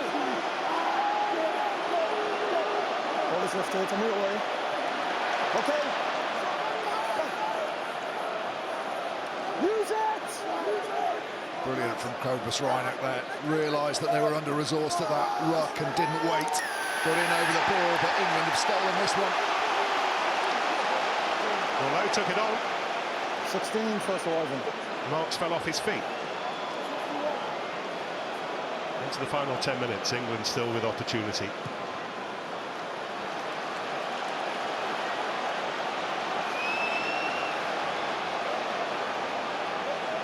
Just saw Peter Steph du Toit at the left-hand side of your screen just saying he got taken out by George Martin. Otherwise, he would have been there on the clear-out. Cunningham South again. South Africa have conceded the last 5 penalties. Can England make them pay? Cowan-Dickie. Don't change. South Africa managed to spin that round, and England will have to go again. Slade, Lawrence. They've had very little change from South Africa's midfield today. Jesse Kriel with the big tackle. 3 times they've run it. Each time they've lost the gain line 5 metres further back and turned over again. England have made 5 visits to South Africa's 22 in this half, no points. They've had 3 stop mauls, and then they've run this exact same play. Slade looks, he's carrying the ball, he looks like he's going to drop it out the back. Instead he gives it to Lawrence, who gets smashed. Drop the ball out the back, put it in Marcus Smith's hands. He's been a magician in the last 3 weeks. Give him the ball, let him see if he can create something. Don't run into a brick wall.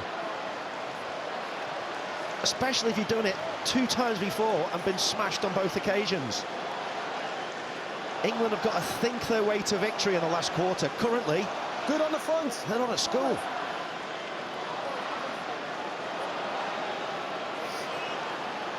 Heading right now towards a 5th defeat in a row. The line's good. Malcolm Marx taking as long as possible, just trying to take the sting out of England. England closing the gap at the line out. South Africa have continually kept England in the hunt for the time being. Another mistake. Smith, Freeman. Beyond Slade to Freddie Stewart. Randall, despite the best work of Quokka Smith. Marcus Smith. Lawrence looks for space. And then uses his strength. Delivers it back nicely for Itoje. Looks for white-shirted mates. Gets snapped up by Kurbis Reinach instead. 18 first man. Just a bit of indecision. 18 first man. Maro Itoje put under pressure by the call he got. He wanted to pick and play as quickly as he could, and then got caught by Reinach. And then perfect positioning from Vincent Koch. Absolute pinpoint accuracy, gets his fingers under the ball, shows the referee he's making a clear attempt to lift it, and wins his side another pressure-relieving penalty. You got a feel for Itoje there, because he gets in the right position, he picks the ball up from the base, and then Marcus Smith says, "No, mate, I don't want it, go back the other way," and just confuses him. Look, he's in great position, just put it in your hands. And just puts the big lock under a lot of pressure. Ollie? What's the matter, mate? What's the matter? Okay, time off. Time off. Time off, calf. Well, England have just made the replacement in the second row. Ezekwe on for Martin, but they might wanted to have waited slightly because Cunningham himself struggling. Oh.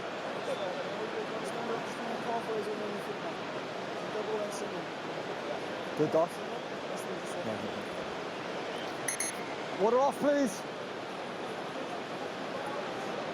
Water off, let's go, South Africa.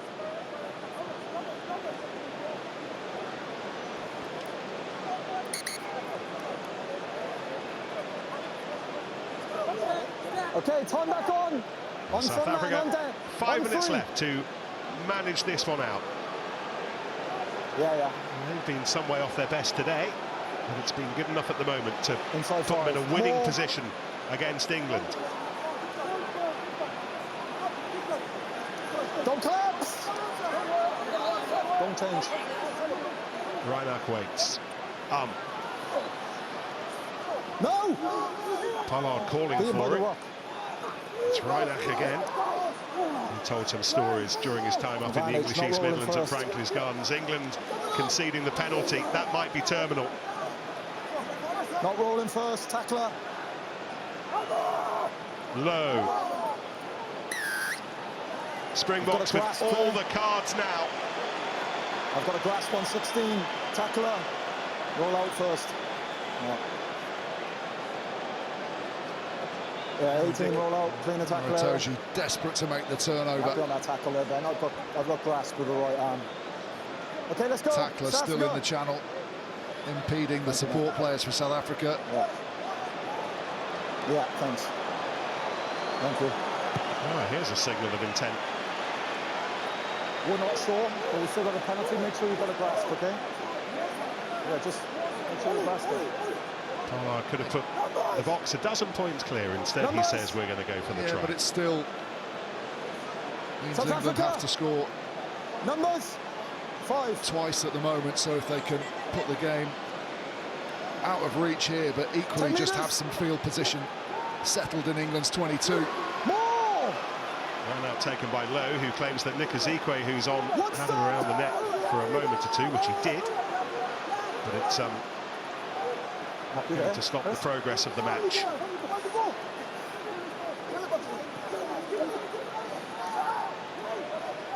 Marks lays it back low.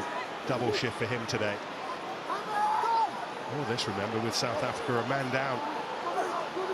Still without Steenekamp. But still the ones asking the questions. Beyond Lowe to Marks. Away! Marcus Smith with the tackle. Here's Lowe, Elric Lowe, a dozen caps now. Lukhanyo came in. Pollard drop goal to finish it. 22. Still a 9-point lead. They stay live. But there are a little more than 2 minutes to go. Clock keeps ticking. Thank you.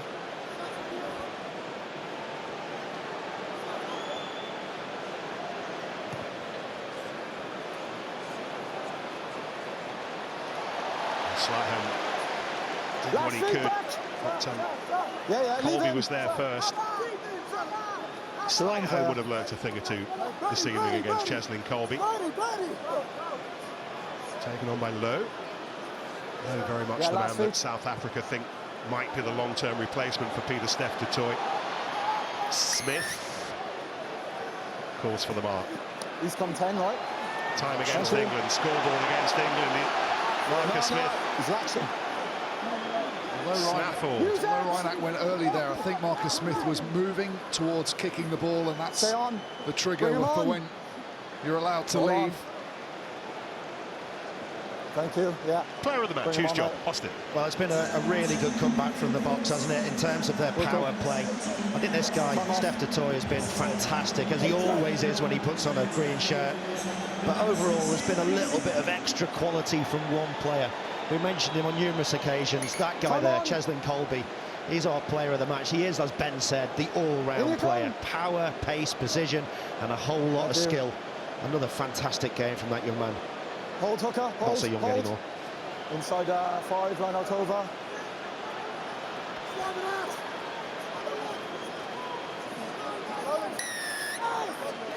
Down. 8, clear release, back on the ball. It's been a match of 26 penalties. And a match that it's rather lost its shape actually in this final quarter, hasn't it? Neither side have really put the kind of mark on it that they would have wanted to. Yeah, but as an England fan, ex-England rugby player, I'm so disappointed in how they've played in the last 3 quarters of their last 3 games. They've been in contention of all of them, and they've thrown it away on each occasion. The silly play and poor defence, really poor defence. Counter good. Cunningham South. Thank you. Strip is good.